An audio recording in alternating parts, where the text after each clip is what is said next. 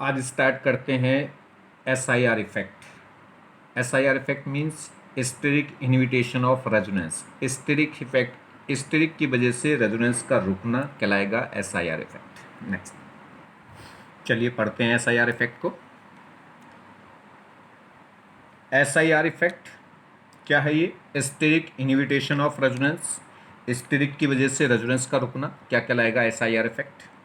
ये कह रहा है the prevention of resonance due to steric factor in known as steric inhibition of resonance. मतलब क्राउडनेस की वजह से, स्टेरिक फैक्टर की वजह से रेजोनेंस का रुकना क्या कहलाता है? SIR effect.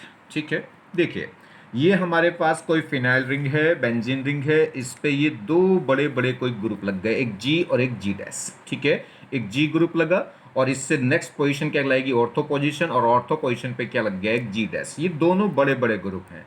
अगर ये दोनों ग्रुप बड़े बड़े ग्रुप होंगे तो इनमें स्टेरिक फैक्टर आएगा, ये आपस में एक दूसरे को स्टेरिक इफेक्ट की वजह से क्या करेंगे? रिपेल करेंगे, और रिपेल करके क्या करना चाहेंगे? अपने प्लेन को बदलना चाहेंगे। मतलब इसकी रिपल्शन इसको क्या करेगी? रोटेट करने की कोशिश करेगी, और इसकी रिपल्शन इसको रोटेट करने की कोशिश करेगी।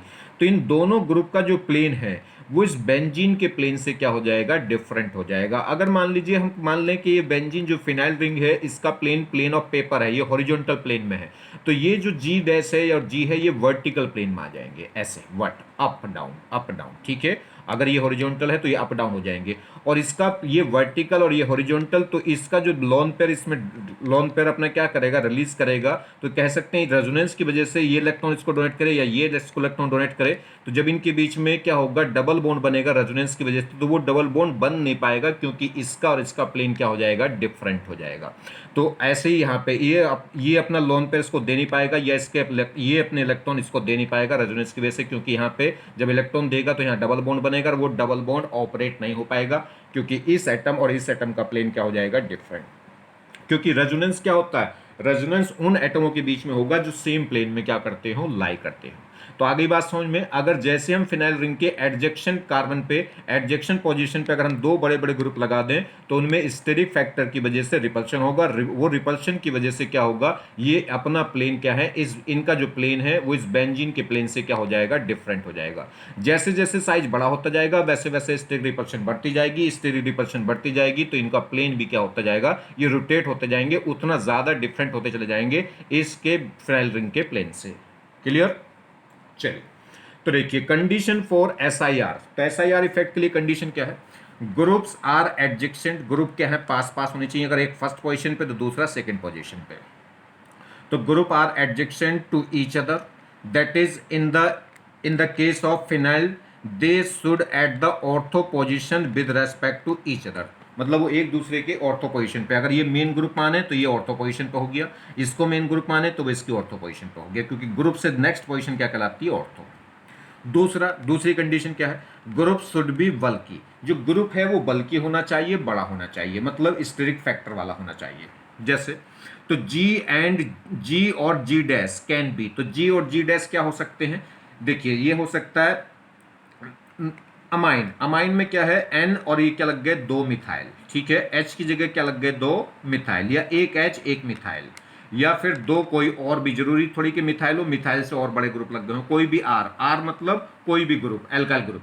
ठीक है, तो N पे दो मिथाइल लग जाए, या N पे एक मिथाइल लग जाए, या N पे कोई भी दो ग्रुप लग जाए, या जैसे SO3H, SO3 में भी सल्फर पे क्या हो गए? सल्फर पे दो ऑक्सीजन हो जाएंगे, एक OH ग्रुप हो जाएगा। COH हो जाए, इस पे भी क्या होगा? C पे एक डबल बॉन्ड हो जाएगा और एक OH हो जाएगा। NO2 हो जाए, OH हो जाए, OH OR, ये भी क्या होंगे? बड़े ग्रुप में काउंट होंगे, OH OR I। जैसे यहाँ देखिए, या एल्काइल ग्रुप में क्या है? जैसे एक कार्बन पे क्या हो जाए? तीन मिथाइल लग जाए, क्या हो जाएगी? Tertiary butyl.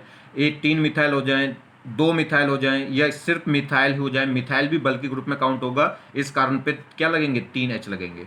या कोई R हो जाए, R मतलब मिथाइल, इथाइल, प्रोपाइल, ब्यूटाइल सब चलेंगे, मतलब कोई भी एल्काइल ग्रुप हो।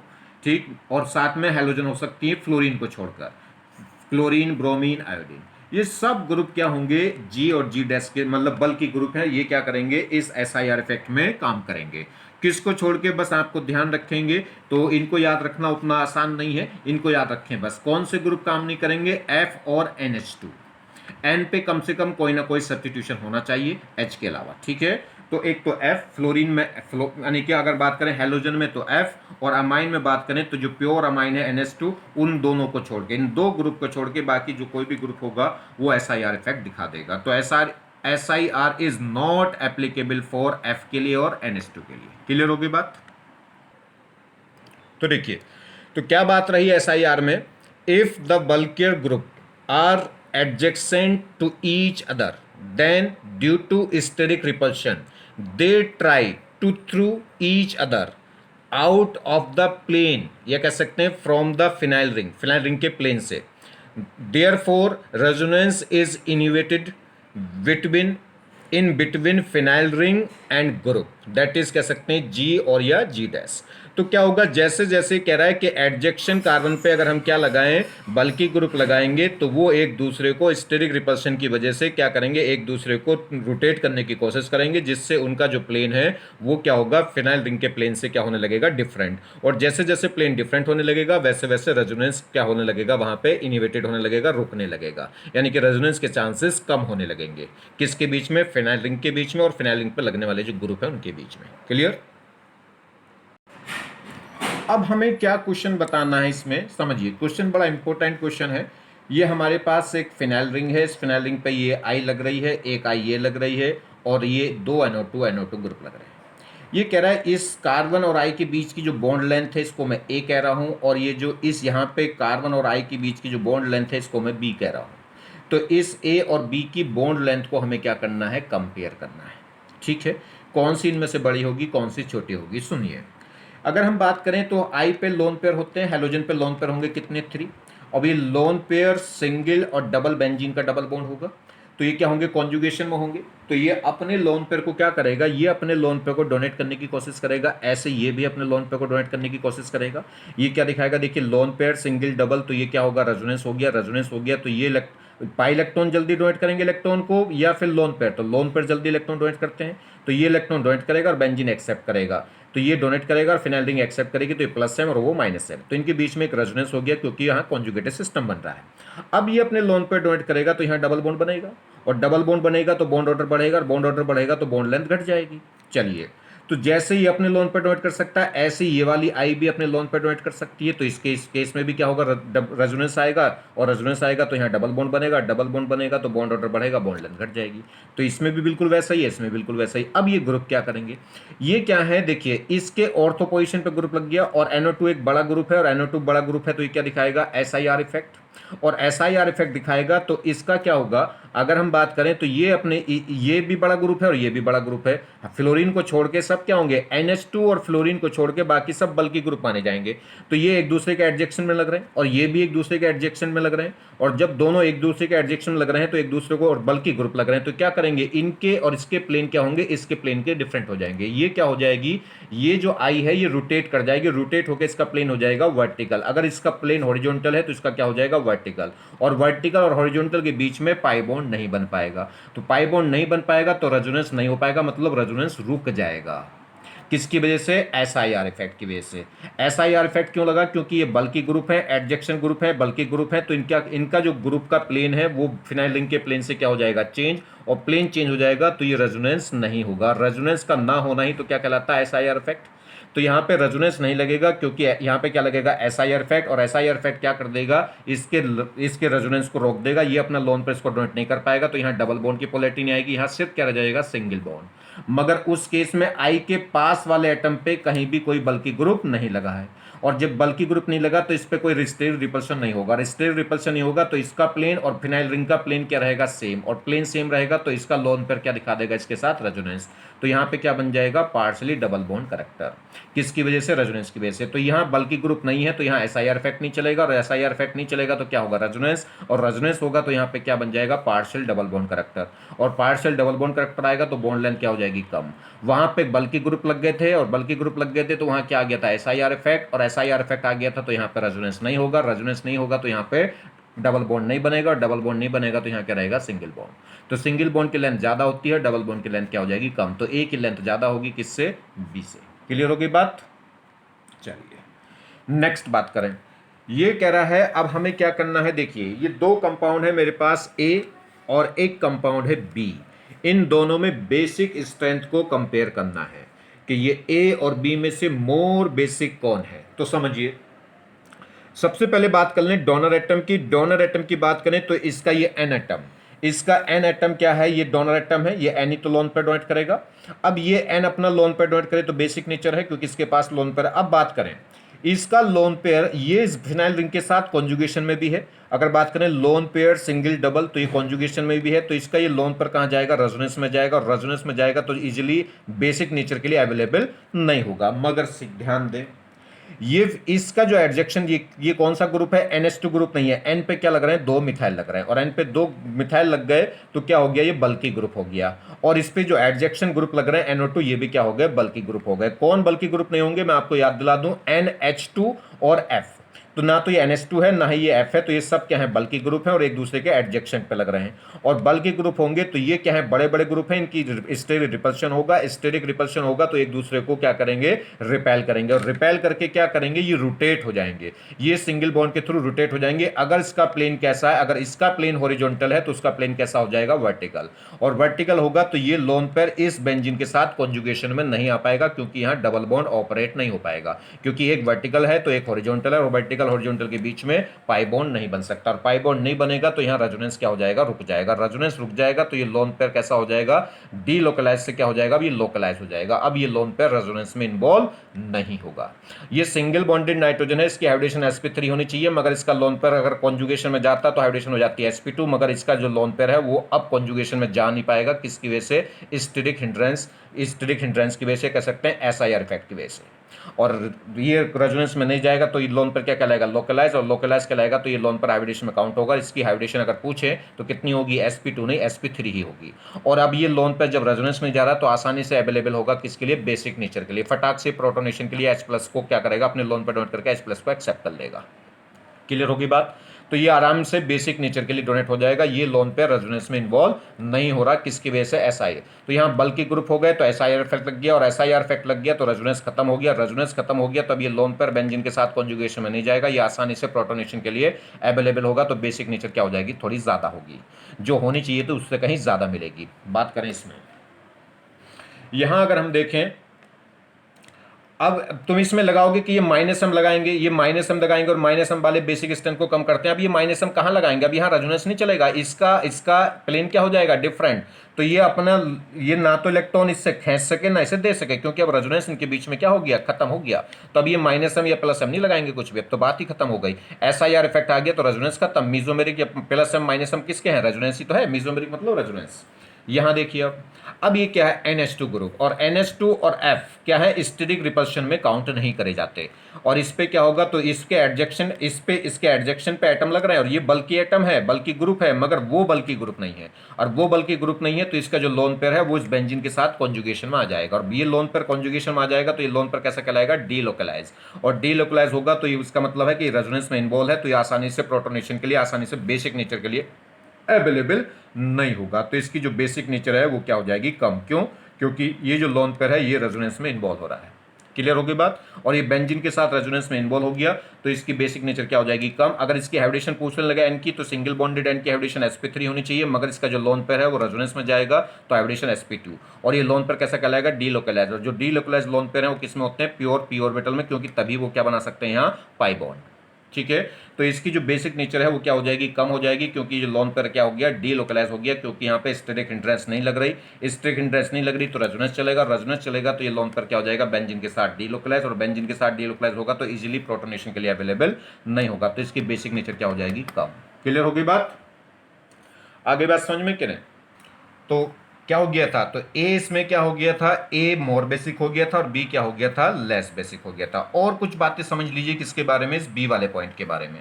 ये NH2 में क्या होगा, ये ग्रुप तो बल्कि ग्रुप नहीं है, और बल्कि ग्रुप नहीं है तो स्टेरिक हिंड्रेंस नहीं हो रही थी, और स्टेरिक हिंड्रेंस नहीं हो रही थी तो इसका लोन पर क्या आ गया था, इसके कॉन्जुगेशन में आ गया था। ठीक है, इसलिए बेसिक नेचर क्या होगी, जिसकी कम। और एक बात देखिए, N से जुड़ने वाला H अब इस NO2 का जो O होगा उसके साथ क्या कर लेगा, हाइड्रोजन बॉन्डिंग।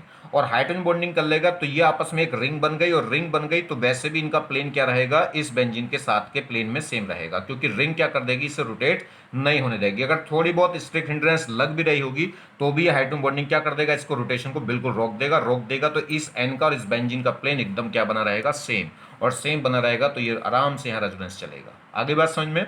तो एक और बात ध्यान रखना है, तो ये क्या होगा, इस केस में क्या हो जाएगी, हाइड्रोजन बॉन्डिंग क्या करेगी, दोनों तरफ से 6 मेंबर रिंग बन रही है जो क्या करेगी, इसको स्टेबलाइज कर देगी, इसकी रोटेशन को क्या कर देंगे, एसआई इफेक्ट को बिल्कुल एकदम क्या कर देगी, नेगलेक्ट। तो इंटरमोलिकुलर हाइड्रोजन बॉन्डिंग हो गई है, जिससे क्या होगा, पोलैरिटी क्या हो जाएगी, इंक्रीज, जिससे रेजोनेंस भी क्या हो जाएगा, यानी कि पोलैरिटी प्लेनेरिटी, पोलैरिटी नहीं प्लेनेरिटी, प्लेनेरिटी मतलब सेम प्लेन। तो इसमें प्लेनेरिटी क्या है, एकदम बिल्कुल बढ़ जाएगी, मतलब सेम प्लेन में रहेंगे, तो इससे रेजोनेंस खूब बढ़िया चलेगा। रेजोनेंस खूब बढ़िया चलेगा तो बेसिक स्ट्रेंथ कम हो जाएगी, क्योंकि लोन पेयर फिर कहाँ चला जाएगा, कॉन्जुगेशन में। आगे बात समझ में। तो रीजन क्या है, बहुत सारे रीजन है, इसमें क्या होगा, एसआई इफेक्ट नहीं चलेगा, एसआई इफेक्ट नहीं चलेगा तो रेजोनेंस चलेगा, और रेजोनेंस कैसा दिखा रहा है, माइनस एम। देखिए जो ग्रुप लग रहे हैं माइनस एम लग रहे हैं, ठीक है, और माइनस एम लग रहे हैं तो माइनस एम वाले क्या करते हैं, बेसिक स्ट्रेंथ को घटा देंगे। तो एक तो ये क्या है, रेजोनेंस में चला गया बेंजीन के साथ में, ये क्या लग रहे हैं, माइनस एम और बेसिक स्ट्रेंथ को कम कर देंगे, और हाइड्रोजन बॉन्डिंग क्या कर देगी, और भी क्या कर देगी, इसको हाइड्रोजन बॉन्डिंग भी हो रही है, plus I both of CH3। तो बहुत सारी बातें हैं जो इसमें लगेंगी। मेन आपको समझ में आ गई बात, तो इसका जो लोन पेयर है वो रेजोनेंस में चला जाएगा। क्यों, क्योंकि इसका और इसका प्लेन क्या रहेगा, सेम प्लेन। सेम क्यों रहेगा, क्योंकि NH2 बल्कि ग्रुप नहीं होता। और एक और खास बात मैंने आपको बता दी, हाइड्रोजन बॉन्डिंग भी हो गई, हाइड्रोजन बॉन्डिंग इसको प्लेन को अब घूमने भी नहीं देगी।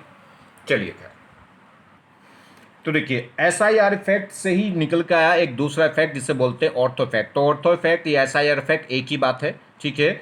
SIR इफेक्ट या कहें ortho effect in ortho substituted benzoic acid, ठीक है। ये जो ऑर्थो इफेक्ट है ये किस में चलेगा, पहली बात तो बेंजोइक एसिड में चलेगा, और बेंजोइक एसिड भी कैसा, जिस पे ऑर्थो सब्स्टिट्यूशन हो, ऑर्थो पोजीशन पे कोई ना कोई सब्स्टिट्यूशन, कोई ना कोई ग्रुप होना चाहिए। आगे बात समझ में। चलिए ऑर्थो ग्रुप पे क्यों, देखिए बेंजोइक एसिड है, बेंजोइक एसिड में बेंजीन पे जो COH ग्रुप लगेगा वो बल्कि ग्रुप है, और उसकी ऑर्थो पोजीशन क्या हो गई, एडजेक्शन पोजीशन हो गई, और एडजेक्शन पोजीशन पे कोई भी ग्रुप लगेगा तो वहां पे स्टेरिक हिंड्रेंस हो जाएगी, और स्टेरिक हिंड्रेंस हो जाएगी तो SIR चल जाएगा, और SIR चल जाएगा तो रेजोनेंस रुक जाएगा। तो वही क्या है, ऑर्थो इफेक्ट होता है।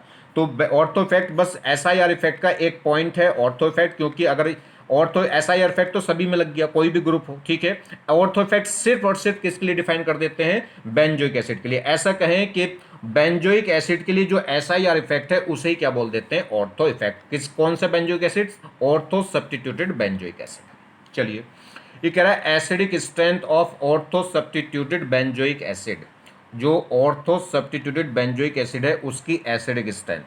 तो acidic strength of ortho substituted benzoic acid is generally more than the acidic strength of benzoic acid and also more than meta and para substituted benzoic acid in respective of the nature of the group।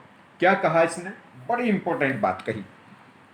ये कह रहा है ortho substituted benzoic acid, जो ortho substituted benzoic acid है, मतलब benzoic acid की ortho position पे कोई ग्रुप लगा हो तो उसे क्या बोलेंगे, ऑर्थो सब्स्टिट्यूटेड बेंजोइक एसिड। तो कह रहा है ऑर्थो सब्स्टिट्यूटेड जो बेंजोइक एसिड है वो मोर एसिडिक होगा बेंजोइक एसिड से भी, और मेटा और पैरा सब्स्टिट्यूटेड बेंजोइक एसिड से भी। चाहे जो ग्रुप है, चाहे वो किसी भी नेचर का ग्रुप लग रहा हो, चाहे वो प्लस एम वाला ग्रुप लग रहा हो, चाहे वो माइनस एम वाला ग्रुप लग रहा हो, किसी नेचर से मतलब नहीं है, ग्रुप चाहे प्लस एम वाला हो, चाहे माइनस एम वाला हो, चाहे कुछ भी हो। ये कह रहा है कि ऑर्थो सब्स्टिट्यूटेड जो बेंजोइक एसिड है उसकी एसिडिक स्ट्रेंथ ज्यादा होगी बेंजोइक एसिड से भी, और मेटा और पैरा सब्स्टिट्यूटेड बेंजोइक एसिड से भी, चाहे ग्रुप किसी भी नेचर का क्यों ना हो। मतलब देखिए ये जो बेंजोइक एसिड है और इस पे क्या हो गया, ऑर्थो पोजीशन पे एक ग्रुप लग गया, तो ये कहलाएगा ऑर्थो सब्स्टिट्यूटेड बेंजोइक एसिड। इसकी जो एसिडिक स्ट्रेंथ है वो बड़ी होगी, ज्यादा होगी किससे, बेंजोइक एसिड से।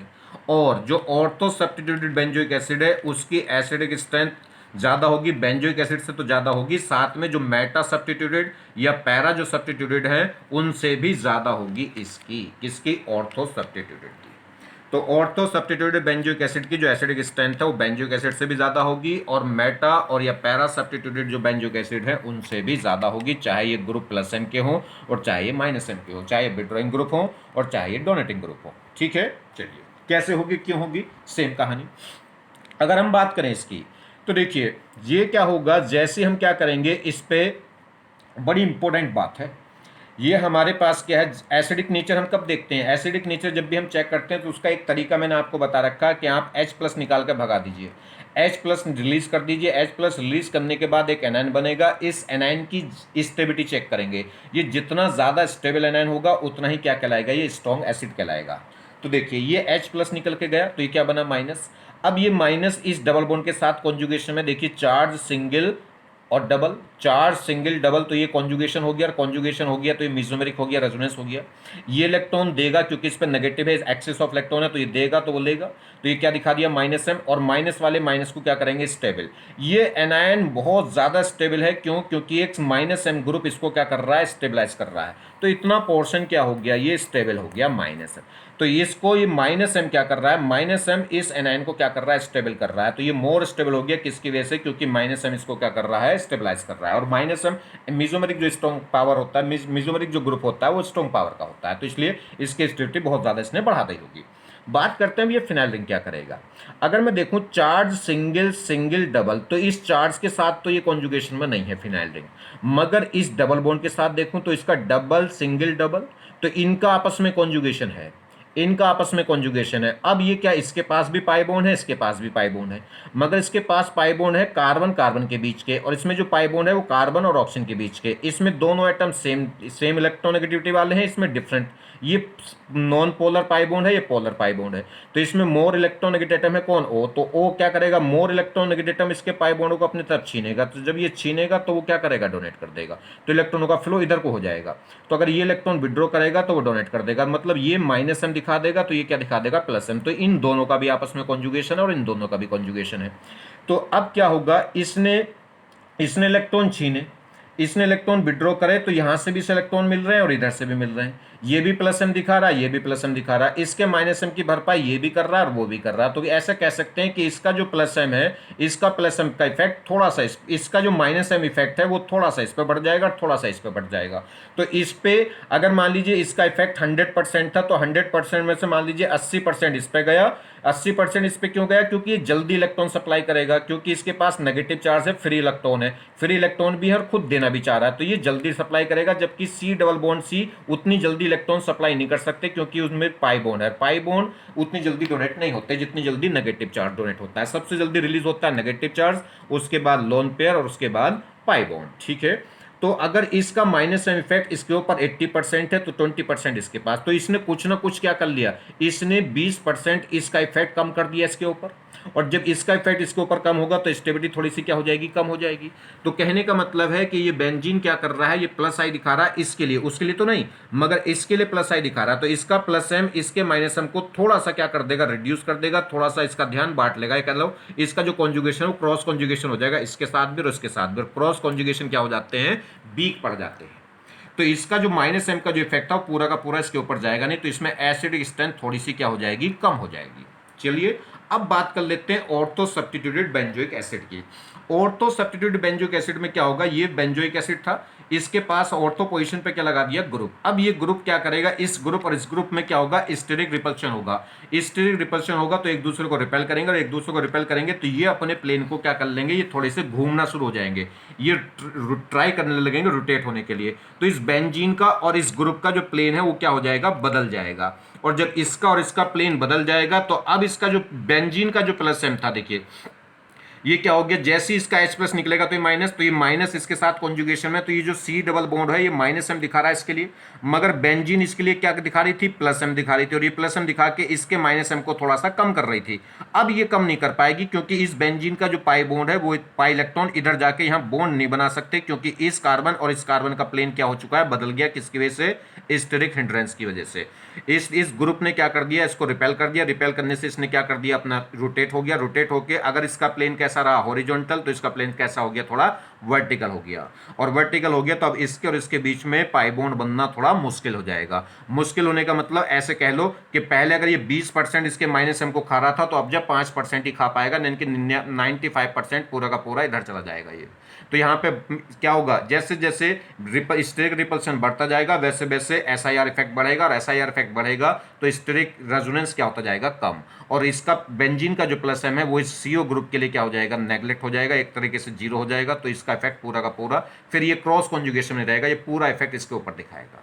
तो इसमें एसिडिक स्ट्रेंथ क्या हो जाएगी, बढ़ जाएगी। समझ गया। तो ये जो माइनस एम है, ये जो माइनस एम है, इसका माइनस एम का 80% इस पे जा रहा था तो 20% इस पे, इसमें प्लेन क्या हो गया, बदल गया स्टेरिक हिंडेंस की वजह से। तो अब इस माइनस एम का पूरा इफेक्ट इसके ऊपर जाएगा, इसके ऊपर नहीं आएगा, क्योंकि इन दोनों का प्लेन हो चुका डिफरेंट, और डिफरेंट हो चुका तो ये अब मीजोमेरिक नहीं दिखा सकते। अगर ये माइनस एम है तो ये बेंजीन इसके लिए प्लस एम नहीं दिखा सकती, क्योंकि इसका डबल बॉन्ड यहाँ पाई इलेक्ट्रॉन यहाँ के बॉन्ड नहीं बना सकते, क्योंकि इनका प्लेन क्या हो चुका, डिफरेंट हो गया, किसकी वजह से, स्टेरिक हिंड्रेंस की वजह से।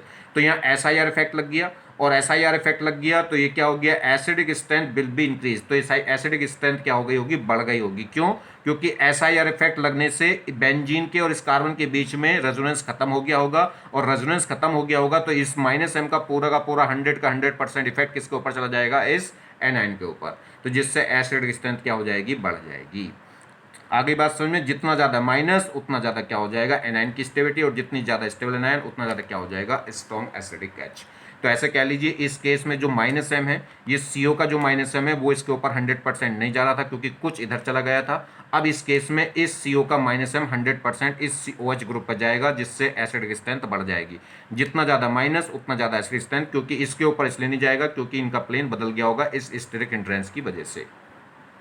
तो SIR इफेक्ट लगेगा तो acidic strength will be increase in greater than the extent. तो क्या होगा, लार्ज एरिया पे एसिडिक स्ट्रेंथ क्या हो जाएगी, बढ़ जाएगी। तो ध्यान रखना है। तो इसलिए ऑर्थो सब्स्टिट्यूटेड जो बेंजोइक एसिड है उसकी एसिडिक स्ट्रेंथ ज़्यादा हो जाती है बेंजोइक एसिड से। रीजन क्या है, जैसे ही ऑर्थो सब्स्टिट्यूटेड बेंजोइक एसिड है तो उस केस में स्टेरिक हिंड्रेंस लगेगा, जिसमें SIR इफेक्ट जनरेट हो जाएगा, और SIR से रेजोनेंस क्या हो जाएगा, खत्म। किसके बीच में, जो बेंजोइक एसिड का जो कार्बन है और फिनाइल रिंग के बीच में क्या हो जाएगा, रेजोनेंस बंद हो जाएगा, जिसकी वजह से क्या होगा, एसिडिक स्ट्रेंथ बढ़ जाएगी। क्यों, क्योंकि CO का जो माइनस एम है वो 100 का 100% किस पे लग जाएगा, OH ग्रुप पे। तो देखिए, तो जैसे जैसे साइज बढ़ेगा किसका, ग्रुप लग रहे हैं, जैसे जैसे साइज बढ़ेगा वैसे वैसे SIR इफेक्ट क्या होगा, बढ़ेगा, और SIR इफेक्ट बढ़ेगा तो रेजोनेंस के चांसेस कम हो जाएंगे। किसके बीच में, फिनाइल रिंग और CO ग्रुप के बीच में, इनके बीच में रेजोनेंस क्या होता चला जाएगा, कम, और जिससे एसिडिक स्ट्रेंथ क्या हो जाएगी, बढ़ती चली जाएगी। क्योंकि फिर CO ग्रुप का जो माइनस एम इफेक्ट है वो फिनाइल रिंग के साथ नहीं जाएगा, और नहीं जाएगा तो 100 का 100% किसके साथ चला जाएगा, OH ग्रुप के साथ। तो देखिए ये कह रहा है which have the more acidic strength give reason to, reason भी बताना है। तो देखिए ये बेंजोइक एसिड है और ऑर्थो सब्स्टिट्यूटेड बेंजोइक है, ये भी बेंजोइक एसिड है और कैसा है, ऑर्थो सब्स्टिट्यूटेड है। तो इनमें अगर हम कंपेयर करें तो इन पे कौन सा ज़्यादा होगा, तो देखिए ये भी ऑर्थो सब्स्टिट्यूटेड बेंजोइक एसिड है और ये भी ऑर्थो सब्स्टिट्यूटेड, मगर इस पे C पे क्या लगे हैं, 3 H, और इसमें C पे क्या लगे हैं, 3 मिथाइल। तो ये बड़ा साइज का ग्रुप है, और जितने बड़े साइज का ग्रुप होगा उतना ज़्यादा क्या होगा, SIR इफेक्ट, और जितना ज़्यादा SIR इफेक्ट होगा उतना रेजोनेंस के चांसेस कम, उतनी एसिडिक स्ट्रेंथ ज़्यादा। तो जितना ज़्यादा SIR इफेक्ट बढ़ता जाएगा वैसे वैसे एसिडिक स्ट्रेंथ बढ़ती जाएगी। तो B ज़्यादा एसिडिक होगा किससे, A से। तो B ज़्यादा एसिडिक होगा A से, बिकॉज साइज क्या होगा, इंक्रीज ग्रुप का, तो SIR इफेक्ट बढ़ेगा, SIR इफेक्ट बढ़ जाएगा तो एसिडिक स्ट्रेंथ भी क्या हो जाएगी, बढ़ जाएगी।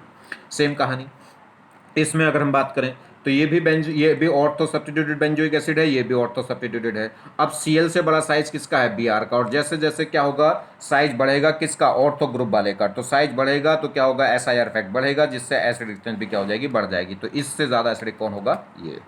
यहाँ देखिए दोनों ही ऑर्थो सब्स्टिट्यूटेड हैं, मगर क्या होगा, इसमें OH से बड़ा साइज किसका होगा, OCH3 का। अब इसका क्योंकि इसमें H और इसमें क्या है, मिथाइल है, तो मिथाइल का साइज बड़ा होगा। तो जैसे जैसे साइज बढ़ेगा वैसे वैसे SIR इफेक्ट बढ़ेगा, और SIR इफेक्ट बढ़ेगा तो एसिडिक स्ट्रेंथ भी बढ़ेगी।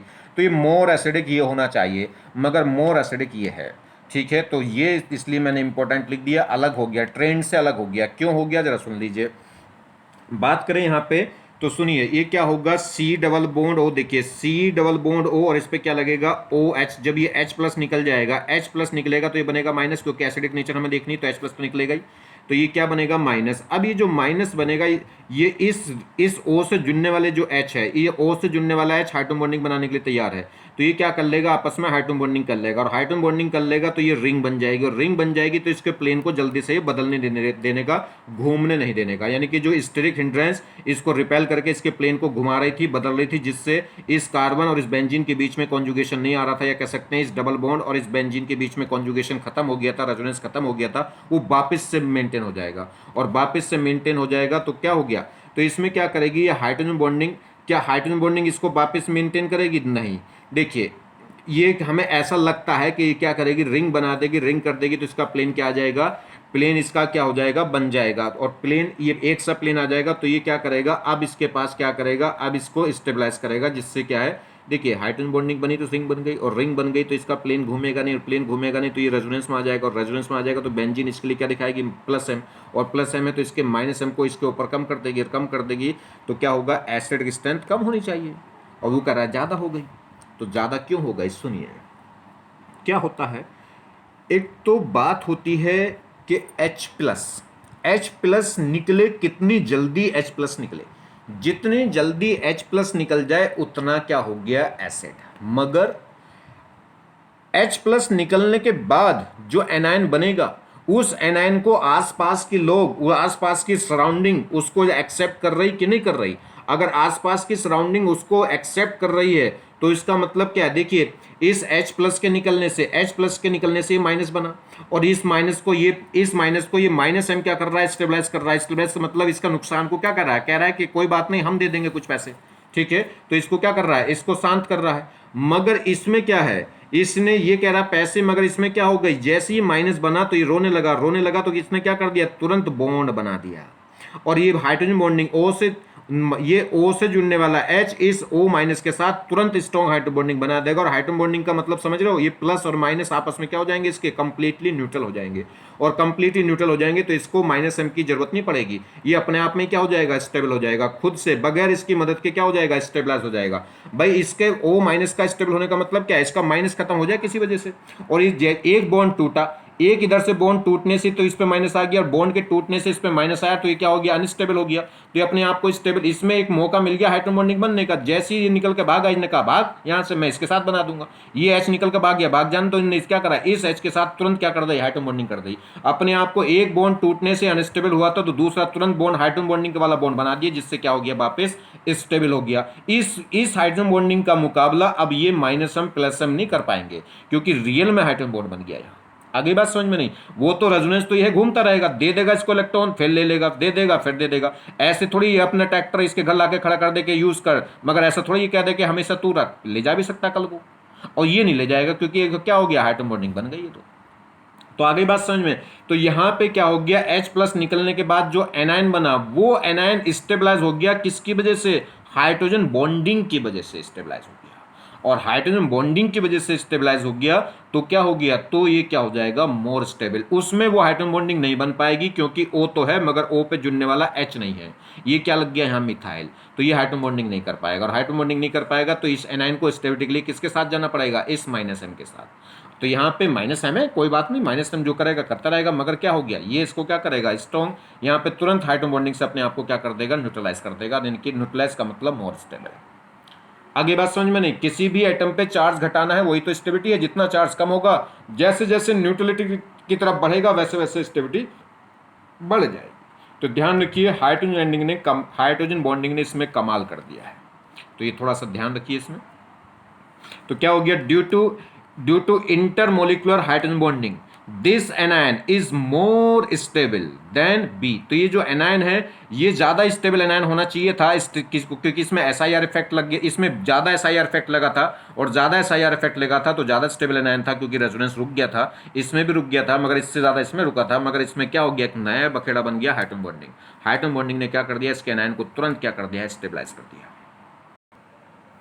नेक्स्ट देखिए, ये कह रहा है arrange the following compound in the order of acidic strength. Acidic order compare करना है। ये 3 कंपाउंड्स हैं, ये भी क्या है, बेंजोइक एसिड है, ये भी बेंजोइक एसिड है, ये भी बेंजोइक एसिड है, मगर ये ऑर्थो सब्स्टिट्यूटेड है, और ये मेटा सब्स्टिट्यूटेड है, और ये पैरा सब्स्टिट्यूटेड है।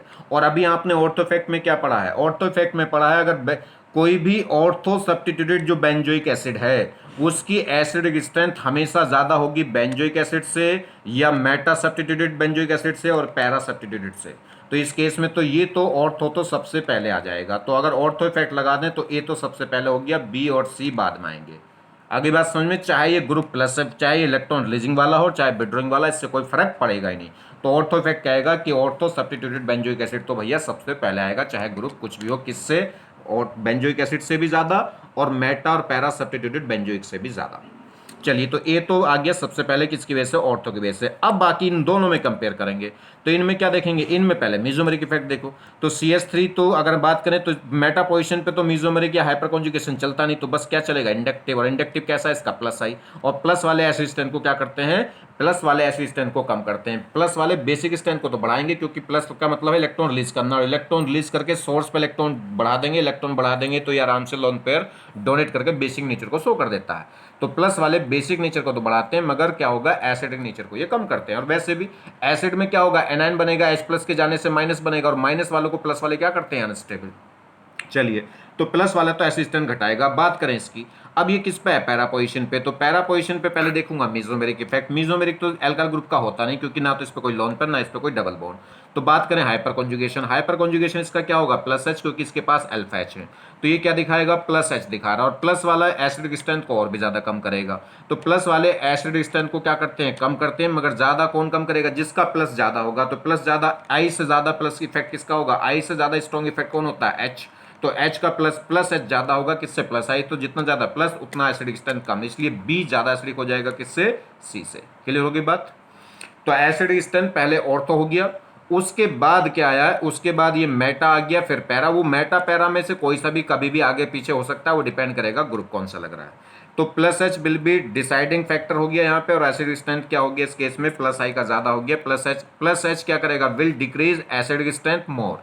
प्लस वाले एसिडिक स्ट्रेंथ घटा देंगे, मगर प्लस H ज्यादा एसिडिक स्ट्रेंथ को घटाएगा एज कंपेरिजन टू प्लस आई, क्योंकि प्लस H स्ट्रॉन्ग इफेक्ट होता है एज कंपेरिजन टू इंडक्टिव।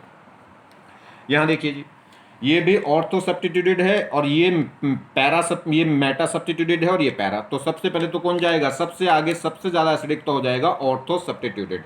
तो ऑर्थो के इफेक्ट्स की वजह से अगर हम देखें तो सबसे पहले तो कौन हो गया जी, ए, ऑर्थो, क्योंकि वो ऑर्थो सब्स्टिट्यूटेड है ऑर्थो इफेक्ट की वजह से। तो ये तो सबसे ज्यादा हो गया। बात रही इनकी, अगर मैं बात करूं इसमें, तो इसमें क्या होगा, मेटा पोजीशन पे तो मेसोमेरिक चलता नहीं, क्या होगा, इंडक्टिव। और इंडक्टिव क्या होगा, हेलोजन का क्या होता है, माइनस आई, और माइनस वाले एसिड को बढ़ाएंगे।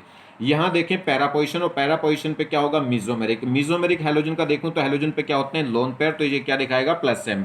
और इंडक्टिव, मगर ध्यान रखिए हेलोजन के केस में, मैं आपको कई बार बता चुका हूं, हेलोजन के केस में मेसोमेरिक इफेक्ट वीक पड़ जाता है इंडक्टिव इफेक्ट से। तो जब कभी भी हेलोजन लगी हो तो वहां मेसोमेरिक का तो जिक्र ही मत लाना, क्योंकि मेसोमेरिक इफेक्ट क्या पड़ जाता है, मेसोमेरिक इफेक्ट स्ट्रॉन्ग इफेक्ट होता है सबसे, मगर हेलोजन के केस में मेसोमेरिक इफेक्ट वीक हो जाता है इंडक्टिव से भी। तो हेलोजन के केस में मोर डोमिनेट फैक्टर कौन सा रहता है, इंडक्टिव। और इंडक्टिव हेलोजन का कैसा होगा, माइनस। ठीक, तो यहां भी माइनस आई, वहां भी माइनस आई। अब माइनस आई इस पैरा पोजीशन पे ज्यादा होगा कि मेटा पोजीशन पे, तो जिस पैरा पोजीशन पे तो डिस्टेंस दूर है, और मेटा पे थोड़ी पास हो गई। जितनी ज्यादा पास होगी उतना इंडक्टिव इफेक्ट क्या होगा, ज्यादा, क्योंकि इंडक्टिव इफेक्ट किस पे डिपेंड करता है, डिस्टेंस पे। तो इसलिए इस मेटा पोजीशन का जो माइनस आई है वो ज्यादा होगा पैरा पोजीशन से। तो यहाँ माइनस ज्यादा है, और जितना ज्यादा माइनस उतना ज्यादा एसिडिक। तो इसलिए बी पहले हो जाएगा, बी ज्यादा एसिडिक हो जाएगा किससे, सी से। क्लियर होगी बात। तो इस केस में मेटा ज्यादा हो गया पैरा से, और तो सबसे आगे आना ही है। नेक्स्ट देखिए, ये तो ऑर्थो सब्स्टिट्यूटेड है, ठीक है, इसकी तो बात ही नहीं करेंगे, तो सबसे पहले हो जाएगा एसिडिक नेचर में। ये मेटा सब्स्टिट्यूटेड और ये पैरा। अब मेटा पे तो क्या होगा, केवल इंडक्टिव चलता है, और इंडक्टिव इसका कैसा होगा, ओ आइटम आ गया तो माइनस आई होना ही है। चलिए, इसमें बात करें तो पहला पे पैरा पे है, तो पहले देखूंगा मेसोमेरिक। ओ पे क्या होते हैं, पहला आइटम कौन है, ओ, और ओ पे क्या होंगे, लोन पर। लोन पर होंगे तो लोन पर डोनेट करेगा, तो क्या दिखाएगा, ये प्लस एम। तो इसमें प्लस एम है, उसमें माइनस आई है। अब क्या होगा, प्लस वाले एसिडिक स्ट्रेंथ को कम करते हैं और माइनस वाले एसिड स्ट्रेंथ को बढ़ाएंगे, तो माइनस पहले आ जाएंगे, प्लस बाद में आएंगे। तो ये माइनस था और ये क्या था, प्लस था। आगे बात समझ में, तो बस बात समझ हो गई। तो पहले कौन आ जाएगा, पहले बी आ जाएगा, बाद में कौन आएगा, सी। और ए तो पहले आना ही था, क्योंकि इसके पास क्या था, इसके ये तो ऑर्थो इफेक्ट हो गया था। चलिए, यहाँ देखिए, तो सेम कहानी आ रही, ऑर्थो पहले, फिर मेटा, फिर पैरा। तो सब में सेम ही ट्रेंड चल रहा है अभी। यहाँ देखिए, अब हमने NO2 लगा लिया, NO2 लगाओ, कुछ भी लगाओ, विड्रॉइंग लगाओ, डोनेटिंग लगाओ, ये तो ऑर्थो है। ऑर्थो वाला तो ऑर्थो इफेक्ट की वजह से सबसे ज़्यादा एसिडिक हो जाएगा, मगर ध्यान रहे बेंजोइक एसिड है, कभी यहाँ OH लगा दो, OH लगा दो तो फिनोल में नहीं लगेगा। ऑर्थो इफेक्ट किस में चलेगा? बेंजोइक एसिड में। OH फिनोल की एसिडिक स्ट्रेंथ में नहीं, ये भी ध्यान रखना, किसकी एसिडिक स्ट्रेंथ? बेंजोइक एसिड की। ये सब बेंजोइक एसिड हैं। कभी बेंजोइक, कभी OH पे भी लगा दो। अब मैंने ऑर्थो इफेक्ट बता दिया तो वो सभी में लगाओ बैठो, फिनोल में नहीं लगेगा, बेंजोइक एसिड में लगेगा। चलिए खैर, ये NO2 है तो ऑर्थो पोजीशन पे है, तो ये तो ऑर्थो इफेक्ट लग गया, ऑर्थो इफेक्ट की वजह से सबसे स्ट्रॉन्ग एसिडिक हो गया। बात करें इस पे तो मेटा पोजीशन है, मेटा पोजीशन पे केवल इंडक्टिव चलेगा, और इंडक्टिव क्या होगा इसका? NO2 का होगा -I। इस पे अगर हम बात करें तो ये पैरा पोजीशन पे आ गया, तो पहले मीजोमेरिक देखेंगे। मीजोमेरिक NO2 का कैसा होता है? -M। तो ये भी माइनस है, वो भी माइनस है। माइनस वाले एसिड स्ट्रेंथ को बढ़ाते हैं, ज़्यादा कौन बढ़ाएगा? ये ज़्यादा बढ़ाएगा कि वो ज़्यादा बढ़ाएगा? तो ये -M है और वो -I है, तो M बड़ा होता है, स्ट्रॉन्ग होता है किससे? I से, तो इसका -I ज़्यादा है, तो आपके पहले C आ गया, बाद में B आ गया, तो आपके पहले पैरा आ गया, बाद में कौन आ गया? मेटा। तो -M के केस में जब ये -M हो गया तो पैरा पहले आ चुका है मेटा से, नहीं तो मेटा पहले आ रहा था पैरा से। और तो हमेशा सदाबहार आगे रहेगा ही, चाहे कोई सा भी ग्रुप लग रहा हो, चाहे +M हो, चाहे विड्रॉइंग हो। आगे बात समझ में? चलिए यहाँ बात करें, ये बेंजोइक एसिड, इस पे क्या लग गया? CCl3। ये तो ऑर्थो इफेक्ट है, बात ही खत्म करिए। अब इसके देखिए, मेटा पे तो सिर्फ क्या चलता है? इंडक्टिव, और इंडक्टिव कैसा होगा इसका? इसमें क्या हो गया? कार्बन और हाइड्रोजन के अलावा कोई भी एटम आ गया तो -I है, तो ओवरऑल इसका क्या होगा? -I। यहाँ देखिए ये क्या दिखाएगा? मीजोमेरिक तो दिखाएगा नहीं, क्योंकि पहले एटम पे ना तो लोन पेयर है ना डबल बॉन्डेड है। तो फिर आ जाओ हाइपर कॉन्जुगेशन, और हाइपर कॉन्जुगेशन दिखाएगा ये बेंजीन से लगने वाला जो कार्बन है वो कहलाएगा अल्फा कार्बन, अल्फा कार्बन पर लगने वाले हैलोजन है, अल्फा हैलोजन है, और अल्फा हैलोजन है तो क्या दिखाएगा? -H। और -H है तो ये भी माइनस, ये भी माइनस। माइनस वाले एसिड स्ट्रेंथ को बढ़ाते हैं, जिसका माइनस ज़्यादा होगा वो ज़्यादा एसिड स्ट्रेंथ को बढ़ाएगा। तो I से ज़्यादा इफेक्ट किसका होता है? H का, तो ये इसमें माइनस इफेक्ट ज़्यादा है उससे, तो ये ज़्यादा एसिडिक हो जाएगा, तो क्या होगा? C पहले हो जाएगा B से, तो इस केस में भी पैरा ज़्यादा हो गया मेटा से। तो अगर जिसमें -M या -H आ गया, -M या -H वाले ग्रुप लग रहे हैं, तो उस केस में पैरा ज़्यादा हो जाता है मेटा से, और नहीं तो मेटा ज़्यादा होता है पैरा से। और तो सबसे पहले रहता ही है। तो देखिए next, arrange the 4 acidic strength. Acidic strength arrange करनी इनमें भी। अगर हम बात करें, ये क्या है? बेंजोइक एसिड, ये भी क्या है? बेंजोइक एसिड, ये भी बेंजोइक एसिड, तो ये तो ऑर्थो सब्स्टिट्यूटेड हो गया। ऑर्थो सब्स्टिट्यूटेड हो गया तो सबसे ज़्यादा एसिडिक होगा? नहीं। अब ये कौन सा ग्रुप लग गया? NH2। तो मैंने आपको ध्यान लगाया, बताया है कि SIR इफेक्ट 2 ग्रुप में नहीं लगेगा, फ्लोरीन में और NH2 में। और जब SIR इफेक्ट नहीं लगेगा तो कोई ऑर्थो इफेक्ट भी नहीं। तो अब ऑर्थो इफेक्ट नहीं रहा, अब देखना पड़ेगा। तो ये ऑर्थो पोजीशन पे तो पहले चेक करूंगा मीजोमेरिक। इस पहला आइटम है N, और N पे क्या होता है? लोन पर डोनेट करेगा, तो ये क्या दिखाएगा? +M। ये मेटा पोजीशन पे आ गया। मेटा पोजीशन पे तो मीजोमेरिक चलता नहीं, सिर्फ इंडक्टिव चलता है, तो इंडक्टिव इसका कैसा होगा? -I। अगर हम बात करें इस पे तो फिर पैरा पोजीशन पर मीजोमेरिक देखूंगा तो इसका क्या हो गया? +M, क्योंकि पहला आइटम है N और N पे क्या है? लोन पर डोनेट करेगा, तो इस केस में +M, इस केस में +M, इस केस में क्या है? -I। अब प्लस वाले एसिड स्ट्रेंथ को कम करते हैं और माइनस वाले बढ़ाते हैं, तो इसमें ओवरऑल प्लस है, इसमें ओवरऑल प्लस है, इसमें ओवरऑल क्या है? माइनस। तो पहले तो माइनस वाला आ जाएगा, तो B तो सबसे ज़्यादा एसिडिक हो गया A और C से। बात करें और A और C में, तो +M तो इसमें भी है और +M इसमें भी है, ठीक है। +M के बेसिस पे तो क्या हो गया? ये सबसे कम आ गए थे, क्योंकि इसमें +M और इसमें क्या है? -I, तो इसलिए ये जीत गया था। अब ये भी +M, ये भी +M, जैसा ग्रुप ये वैसा ये, जितना +M इसमें उतना +M इसमें, क्योंकि मीजोमेरिक क्या है? पोजीशन पे डिपेंड नहीं करता, दोनों में ग्रुप सेम है, तो और सेम ग्रुप है और पोजीशन पे डिपेंड करता नहीं, चाहे ऑर्थो पे लगा दो चाहे पैरा पे, वो सेम ही पावर का होता है। तो ओवरऑल करें, ओवरऑल इंडक्टिव करें, तो इस पे अगर मैं इंडक्टिव की बात करूं तो क्या होगा? -I। इसका इंडक्टिव भी कैसा होगा? -I, मगर इसका इंडक्टिव यहाँ पैरा पे आते आते खत्म हो गया होगा, तो इसमें ऑलमोस्ट इंडक्टिव 0 मानो, तो इसमें कह लो बस सिर्फ +M, और उसमें क्या होगा? +M के साथ में छोटा सा -I और आ जाएगा, और माइनस, तो इसमें थोड़ी सी -I क्या करेगा? इसके +M को थोड़ा सा कम कर देगा, या कह लो इसमें माइनस पावर थोड़ी सी ज़्यादा होगी इससे, तो इसमें माइनस, जिसमें माइनस ज़्यादा हो जाएगी उसका एसिड स्ट्रेंथ बढ़ जाएगा, तो A ज़्यादा हो जाएगा किससे? C से। क्लियर होगी बात? तो कंक्लूजन आप क्या निकला? कंक्लूजन ये है, वैसे तो ये रटने वाली बात है, इस सही बात नहीं है, पर फिर भी मैं रीज़न बता रहा हूँ आपको, मैंने तरीका तो बता ही दिया है। ये कह रहा है conclusion for a given group, जैसे कोई मिथाइल ग्रुप हो या कोई भी एल्काइल ग्रुप हो हैविंग द अल्फा, जिनके पास अल्फा H हो, ठीक है। तो मिथाइल ग्रुप हो या कोई भी एल्काइल ग्रुप हो जिसके पास अल्फा H हो, या O मिथाइल हो, O मिथाइल हो, OR हो, OH हो और हेलोजन हो, इन सब केस में क्या हो गया था, पहले तो ऑर्थो आ गया था, ऑर्थो इफेक्ट की वजह से एसिडिक स्ट्रेंथ की ऑर्डर अगर बात कर रहे थे तो पहले ऑर्थो आ गया था, फिर मेटा आया था और बाद में पैरा। तो अब मेटा पैरा मेटा से पहले कब आ जाता है, जब क्या है कोई -m या -h वाला लग जाए। तो अगर कोई -m या -h वाला ग्रुप आ गया जो इसमें नहीं है, देखिए ये भी क्या होगा +h, ये भी क्या होगा +h, ये भी क्या होगा +m, ये भी क्या होगा +m, ये भी क्या होगा +m, ये भी क्या होगा +m। तो इन सब केस में क्या हो गया, इन सब केस में मेटा पोजीशन पहले है पैरा पोजीशन से। मेटा सब्स्टिट्यूटेड वाला बेंजोइक एसिड ज्यादा एसिडिक होगा पैरा वाला से, और ऑर्थो वाला तो सबसे पहले आगे था ही ऑर्थो इफेक्ट की वजह से। मगर कोई -m या -h वाला कोई ग्रुप लग जाए तो उस केस में पैरा पहले हो जाएगी मेटा से। ठीक है, चलिए ये देखिए, जैसे हम रिएक्शन कराएं एसिड और बेस की, तो एसिड बेस की रिएक्शन होती है तो सॉल्ट बन जाता है और वाटर निकलते हैं।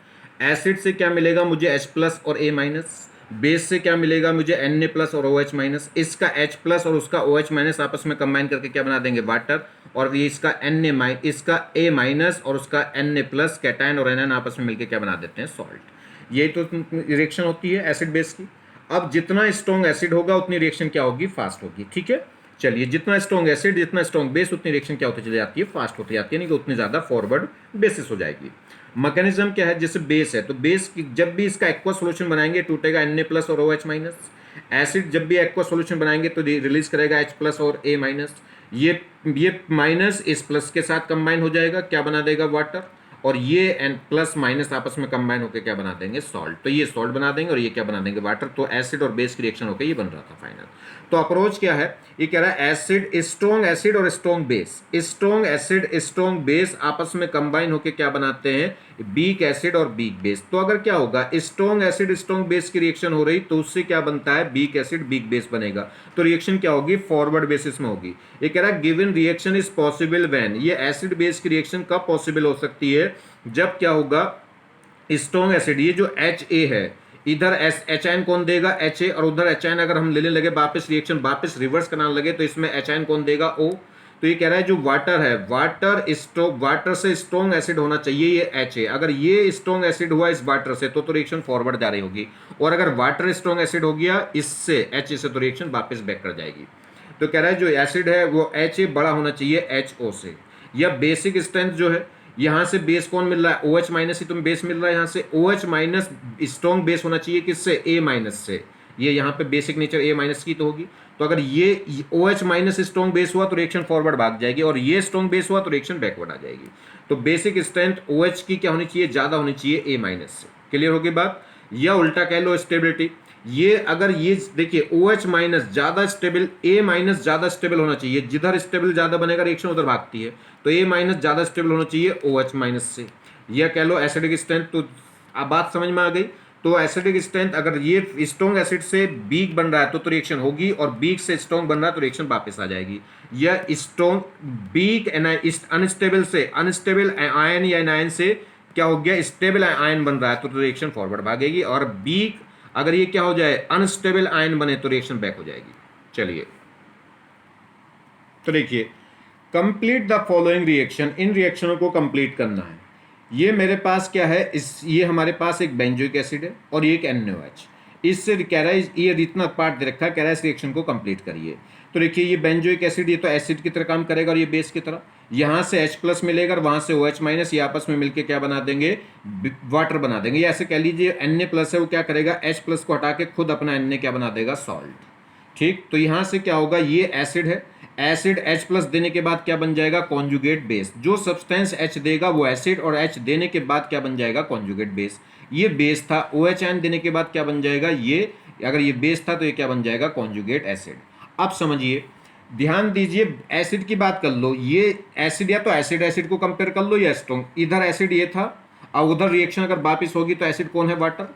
तो O से जुड़ने वाला H ये स्ट्रॉन्ग एसिड है कि ये स्ट्रॉन्ग एसिड है, बस ये चेक कर लो। अगर ये स्ट्रॉन्ग एसिड हुआ तो रिएक्शन फॉरवर्ड जाएगी, और अगर ये वीक एसिड हुआ तो रिएक्शन बैकवर्ड आ जाएगी। तो ये स्ट्रॉन्ग एसिड होना चाहिए उससे। तो देखिए यहाँ पे O से जुड़ने वाला H है और यहाँ भी O से जुड़ने वाला H है। सबसे पहले तो चेक करते हैं सोर्स एटम को, ये भी O से जुड़ने वाला H, वो भी O से जुड़ने वाला H। ठीक, बात करें एस करेक्टर की, ये भी सिंगल बॉन्डेड O है, वो भी सिंगल बॉन्डेड O है, तो एस करेक्टर भी सेम है। बात करिए अब इलेक्ट्रॉनिक इफेक्ट, इसमें क्या होगा जब ये H+ निकलेगा तो ये माइनस इस CO, ये क्या हो गया CO ग्रुप, CO ग्रुप क्या दिखाएगा -M, और ये -M इस माइनस को क्या कर देगा स्टेबल, जबकि वहां H ना +I दिखाएगा, ना -I, ना +M, ना -M, तो इसमें -M है और -M एसिड स्ट्रेंथ को बढ़ा देगा। और वैसे भी मैंने आपको बताया था बेंजोइक एसिड क्या है, स्ट्रॉन्ग एसिड होता है ऑर्गेनिक एसिड में, ठीक है, तो वो क्या होगा कार्बोजिक एसिड, तो ये स्ट्रॉन्ग एसिड है और ये वीक, तो इसका मतलब रिएक्शन हो रही होगी। अब यहाँ बात करें, ये देखिए ये है फिनॉल तो इसका H जाएगा, इसका OH, इसका H और इसका OH मिलकर वाटर बना देंगे और ये क्या बन जाएगा सॉल्ट। ऐसे कहें कि Na प्लस इसके H प्लस को हटा के अपना क्या बना देगा सॉल्ट। अब इधर तो एसिड ये था, इधर एसिड ये है। अब देखिए कौन सा स्ट्रॉन्ग है, अगर ये स्ट्रॉन्ग एसिड हुआ तो रिएक्शन नहीं होगी, बैकवर्ड आएगी, अगर ये स्ट्रॉन्ग एसिड हुआ तो रिएक्शन हो रही होगी। तो ये O से जुड़ने वाला H है, वो भी O से जुड़ने वाला H है, मगर इसमें O जब ये H प्लस निकलेगा तो इसमें बेंजीन क्या दिखाएगा -M, बेंजीन -M दिखाएगा, जबकि उसमें क्या लगा हुआ H ना +M दिखाएगा, ना -M, ना +I, ना -I, तो माइनस वाले क्या करते हैं एसिड स्ट्रेंथ को बढ़ा देंगे। तो इसमें बेंजीन इसके लिए क्या दिखाएगा -M दिखाएगा, क्योंकि देखिए ये लोन पेयर है, ये जैसे कह लो ये लोन पेयर इसको देगा तो ये क्या दिखाएगा +M और बेंजीन क्या दिखा देगा -M, तो ये इसको क्या कर देगा एसिडिक। ऐसे कहो ये H प्लस जब निकलेगा तो यहाँ जो माइनस बनेगा वो माइनस चार्ज इस बेंजीन के साथ क्या हो जाएगा डीलोकलाइज, या कह सकते हैं स्टेबलाइज हो जाएगा, तो ये मोर स्टेबल एनायन देगा, और जितना स्टेबल एनायन देगा उतना स्ट्रॉन्ग क्या कहलाएगा एसिड। जबकि उसमें H प्लस निकलने के बाद जो O माइनस बनेगा उस O का माइनस के लिए हेल्प करने कुछ भी नहीं आएगा, वो O माइनस ना कहीं रेजोनेंस स्टेबलाइज है, ना कोई +I है, ना कुछ है, ठीक है। आगे बात समझ में, तो ये वीक एसिड होगा, ये स्ट्रॉन्ग एसिड होगा।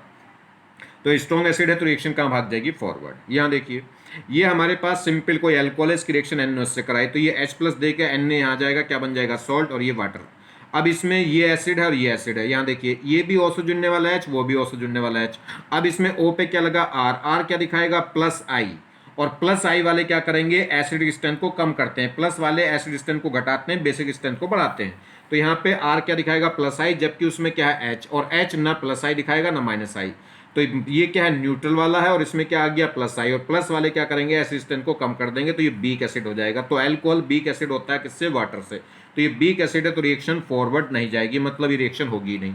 अगर वो कहे कि रिएक्शन को कंप्लीट करो तो आंसर क्या लिखोगे, नो रिएक्शन। यहाँ देखिए ये क्या है, अगर इन दोनों की रिएक्शन कराई तो ट्रिपल बॉन्डेड कार्बन से जुड़ने वाला H है, ये H निकल के Na यहाँ जाएगा और ये H वाटर के साथ कंबाइन हो जाएगा। अब देखिए इधर का तो एसिड ये है और इधर का एसिड ये है, अब देखिए कौन सा स्ट्रॉन्ग एसिड है, ये ट्रिपल बॉन्डेड कार्बन से जुड़ने वाला H है और वो O से जुड़ने वाला H है। तो मैंने आपको बता रखा है O से जुड़ने वाला H ज्यादा एसिडिक होगा कि C से जुड़ने वाला, तो ये पीरियड के एलिमेंट हैं, पीरियड के एलिमेंट हैं तो क्या देखेंगे इलेक्ट्रोनेगेटिव, इलेक्ट्रोनेगेटिव किसकी ज्यादा होगी, ट्रिपल बॉन्डेड कार्बन की जो इलेक्ट्रोनेगेटिव है वो सिंगल बॉन्डेड नाइट्रोजन से तो ज्यादा होती है, मगर सिंगल बॉन्डेड ऑक्सीजन से कम होती है। तो इस ये क्या होगा, ट्रिपल बॉन्डेड कार्बन से जुड़ने वाला जो H है वो नाइट्रोजन से जुड़ने वाले H से तो ज़्यादा एसिडिक होता है, मगर O से जुड़ने वाले से कम एसिडिक होगा, तो ये स्ट्रॉन्ग एसिड होगा इसके कंपेरिजन में। और ये स्ट्रॉन्ग एसिड होगा तो ये क्या होगा वीक एसिड, और वीक एसिड होगा तो रिएक्शन कहाँ जाएगी बैकवर्ड, या कह सकते हैं रिएक्शन होगी नहीं, तो नो रिएक्शन। तो या तो वो रिएक्शन कंप्लीट करवा ले, या ऐसे दे देगा, चार ऑप्शन दे देगा और चारों रिएक्शन ये कंप्लीट करके देगा और पूछेगा बताइए कौन सी रिएक्शन फिजिबल है कौन सी नहीं। तो ये रिएक्शन फॉरवर्ड भाग रही तो ये फिजिबल, ये फॉरवर्ड भाग रही तो ये फिजिबल, ये बैकवर्ड भागेगी तो ये नॉट फिजिबल। इसमें क्या है स्ट्रॉन्ग एसिड वीक एसिड से स्ट्रॉन्ग एसिड बन रहा है तो ये नॉट फिजिबल है, तो ये दो रिएक्शन नॉट फिजिबल होंगे और ये फिजिबल हो जाएंगी। तो कंक्लूजन क्या निकला, एल्कोहल और O से जुड़ने वाला एल्कोहल और एक ट्रिपल बॉन्डेड कार्बन से जुड़ने वाला H मतलब terminal alkyne does not react with NaOH, ठीक है, because water formed is more acidic then alcohol और ट्रिपल बॉन्डेड कार्बन से। तो ये कह रहा है कि जो एल्कोहल है और टर्मिनल एल्काइन है वो NaOH के साथ रिएक्शन नहीं करेंगी, क्यों, क्योंकि इसके NaOH के साथ रिएक्शन करके जो वाटर बन रहा है वो वाटर इनसे ज़्यादा एसिडिक है, और इनसे ज़्यादा एसिडिक है तो रिएक्शन को कहाँ फेंक देगा, बैक फेंक देगा, ठीक है। आगे बात समझ में, तो alcohol and terminal alkyne does not react with NaOH because water formed is more acidic than alcohol and terminal alkyne, और इनसे ज़्यादा एसिडिक H होगा तो इनको क्या कर देगा, वापस कर देगा रिटर्न। नेक्स्ट देखिए रिएक्शन विल बी, अगर हम बात करें अब एसिड से किसकी रिएक्शन कराएं, किसी मेटल की रिएक्शन कराएं, सोडियम मेटल ले रहे हैं, वैसे कोई भी मेटल हो सकता है। मेटल की टेंडेंसी होती है इलेक्ट्रॉन को लूज करके पॉजिटिव आयंस बनाने की, मतलब बेसिक नेचर शो करने की। तो ये एसिड है और ये बेस है, तो क्या होगा देखिए यहां से क्या होगा, ये क्या करेगा H प्लस और ये Na माइनस, ये बनेगा H प्लस और ये Na माइनस, और सोडियम से क्या होगा, ये बनेगा H प्लस और ये A माइनस, और सोडियम क्या करेगा, इलेक्ट्रॉन लूज करके क्या बनाएगा, पॉजिटिव आयंस। तो ये पॉजिटिव आयंस और ये A माइनस आपस में कंबाइन होकर क्या बना देंगे, सॉल्ट, और जो इलेक्ट्रॉन निकला होगा सोडियम से वो इलेक्ट्रॉन इस H प्लस के साथ कंबाइन होकर क्या बना देगा, हाइड्रोजन गैस। ठीक है, तो इसमें हाइड्रोजन गैस इवॉल्व होगी। तो कह रहा है कंडीशन क्या है, दिस H, ये जो H है, this H should be acidic in nature, that is bonded with highly electronegative atom। ये जो H है ये एसिडिक होना चाहिए, और एसिडिक कब होगा, जब ये मोर इलेक्ट्रोनेगेटिव एटम हो, या कह सकते हैं कोई भी H एसिडिक कब होता है, जब मोर इलेक्ट्रोनेगेटिव एटम से अटैच हो। तो A क्या होना चाहिए, मोर इलेक्ट्रोनेगेटिव होना चाहिए, तभी उससे जुड़ने वाला H क्या होगा, एसिडिक। और जब ये H प्लस की फॉर्म में जाएगा तभी क्या होगा, ये H प्लस बनेगा, जब ये H प्लस बनेगा तभी वो A माइनस बनेगा, और तब A माइनस बनेगा तभी वो क्या करेगा, Na प्लस के साथ सोल्ट बना देगा और हाइड्रोजन गैस बाहर निकल जाएगी। तो कंडीशन क्या है, this H should be acidic in nature, that is bonded with high electronegative atom, ये कह सकते हैं बॉन्ड, एंड ये कह रहा है बॉन्ड। ठीक है, तो ये जो H है ये क्या होना चाहिए, मोर एसिडिक, ये एसिडिक H होना चाहिए, और एसिडिक H कब होगा, जब ये मोर इलेक्ट्रोनेगेटिव एटम के साथ बॉन्डेड हो, या ऐसे कह सकते हैं bond between H and atom should be polar, मतलब H और A के बीच में जो बॉन्ड होना चाहिए वो क्या होना चाहिए, पोलर होना चाहिए, मतलब दोनों की इलेक्ट्रोनिटी सेम नहीं होनी चाहिए। देखिए मैकेनिज्म क्या होगा, मेटल क्या करेगा, इलेक्ट्रॉन लूज करके पॉजिटिव आयंस बनाएगा, और इलेक्ट्रॉन लूज करे तो कैसी नेचर शो कर दी, बेस की नेचर, तो ये एक बेस की तरह एक्ट करेगा। और ये H A ये क्या होगा, एसिड, तो ये क्या करेगा, H प्लस और A माइनस, ये H देखिए Na प्लस और A माइनस आपस में मिलकर क्या बना देंगे, सॉल्ट, और ये क्या होगा, इलेक्ट्रॉन और H प्लस आपस में कंबाइन होकर क्या निकाल देंगे, हाइड्रोजन गैस। ठीक है, तो ये एसिडिक नेचर, और मेटल यहाँ क्या कर रहा है, बेसिक नेचर को शो कर रहा है। तो क्या फाइनली कंक्लूजन निकला है, ये कह रहा है the organic compound which contain acidic H can react with sodium metal, that is, ये कह सकते हैं therefore sodium metal can be use for the testing of the presence of acidic H in the unknown organic compound by the rate of formation of H2 we can determine acidic strength order of unknown organic compound। ये कह रहा है जो कोई भी substance, ऐसा कोई भी अननोन ऑर्गेनिक सब्सटेंस अगर सोडियम से रिएक्शन कर गया तो समझ लो वो एसिड है। किसी भी अननोन ऑर्गेनिक कंपाउंड को टेस्ट करना है कि वो एसिडिक है कि नहीं, तो उसकी सोडियम से रिएक्शन कराइए। अगर सोडियम से रिएक्शन करके अगर हाइड्रोजन गैस इवॉल्व हुई तो इसका मतलब वो एसिडिक था।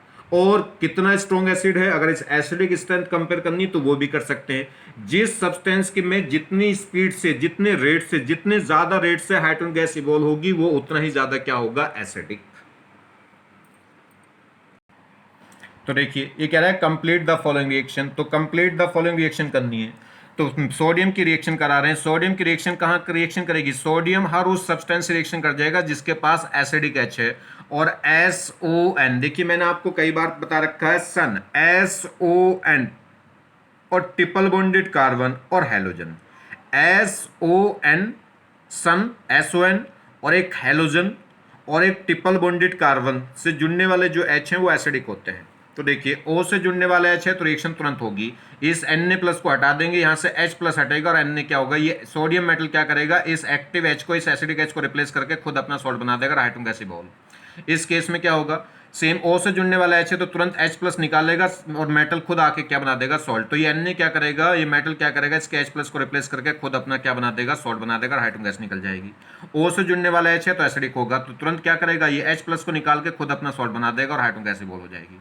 ट्रिपल बॉन्डेड कार्बन से जुड़ने वाला H है तो एसिडिक होगा, ये तुरंत क्या करेगा, इससे H प्लस को निकाल के खुद अपना क्या बना देगा, सॉल्ट। देखिए तो ये क्या होगा, H प्लस निकल जाएगा तो ये बनेगा C माइनस, और C माइनस के साथ Na प्लस आके अपना क्या बना देगा, सॉल्ट। और जो इस Na सोडियम से जो इलेक्ट्रॉन निकलेगा वो इस H प्लस के साथ कंबाइन होकर क्या बना देता है, हाइड्रोजन गैस। तो रिएक्शन, इस चारों रिएक्शन क्या हो जाएंगी, फिजिबल हो जाएंगी, क्योंकि चारों के पास एसिडिक H है। तो reactivity order with the Na metal, अब रिएक्टिविटी ऑर्डर क्या होगा, वो डिपेंड करेगा एसिडिक स्ट्रेंथ पे, जिसका जो जितना ज्यादा एसिडिक है वो उसका रेट क्या होगा, उतना फास्ट होगा। तो reactivity order with A sodium metal वो डायरेक्टली प्रोपोर्शनल होगा acidic strength of organic compound. जितना ज्यादा एसिडिक उतना ज्यादा क्या होगी, रिएक्टिविटी हो जाएगी, किसके टूवर्ड्स, मेटल के टूवर्ड्स, या कह सकते हो बेस के टूवर्ड्स, मेटल एक बेस ही तो है। तो therefore reactivity order will be, अगर इनकी चारों के आपस में देखें तो इन चारों की मैं आपको बता चुका हूं। सबसे ज्यादा कौन होता है? सल्फोनिक। ऑर्गेनिक एसिड में आप देखेंगे तो सबसे ज्यादा सल्फोनिक एसिड, उसके बाद आता है कार्बोक्सिलिक एसिड, कार्बोक्सिलिक एसिड के बाद आता है फिनोल यानी कि एरोमेटिक अल्कोहल, एरोमेटिक अल्कोहल के बाद आता है एलिफेटिक अल्कोहल, और एलिफेटिक अल्कोहल के बाद आता है ट्रिपल बॉन्डेड कार्बन, और ट्रिपल बॉन्डेड कार्बन के भी बाद आता है कौन? नाइट्रोजन से जुड़ने वाला एच, और उसके बाद भी आता है डबल बॉन्डेड कार्बन से जुड़ने वाला एच, और उसके बाद आता है सिंगल बॉन्डेड कार्बन से जुड़ने वाला एच। ठीक है, तो सबसे पहले सल्फोनिक एसिड, फिर कार्बोक्सिलिक एसिड, उसके बाद एरोमेटिक अल्कोहल, फिर एलिफेटिक अल्कोहल, फिर ट्रिपल बॉन्डेड कार्बन मतलब एल्काइन, उसके बाद क्या हो जाएगा? अमाइन, एन से जुड़ने वाला एच, उसके बाद एल्कीन, और सबसे लास्ट में एल्कीन। तो इसमें क्या हो गया? सबसे पहले कार्बोक्सिलिक एसिड आ गया, फिर आ गया एरोमेटिक अल्कोहल, फिर आ गया एलिफेटिक अल्कोहल, और बाद में आ गया कौन? एल्काइन। एल्काइन भी कौन सी? Terminal alkyne. अगर नॉन टर्मिनल एल्काइन होगी तो ट्रिपल बॉन्डेड कार्बन तो होगा, मगर ट्रिपल बॉन्डेड कार्बन पे जुड़ने वाला एच नहीं होगा। जैसे यहाँ देखिए, अगर हम बात करें तो ये टर्मिनल कार्बन है, इस टर्मिनल कार्बन पे तो एच है, मगर जो मिडिल कार्बन है उस पर एच नहीं है।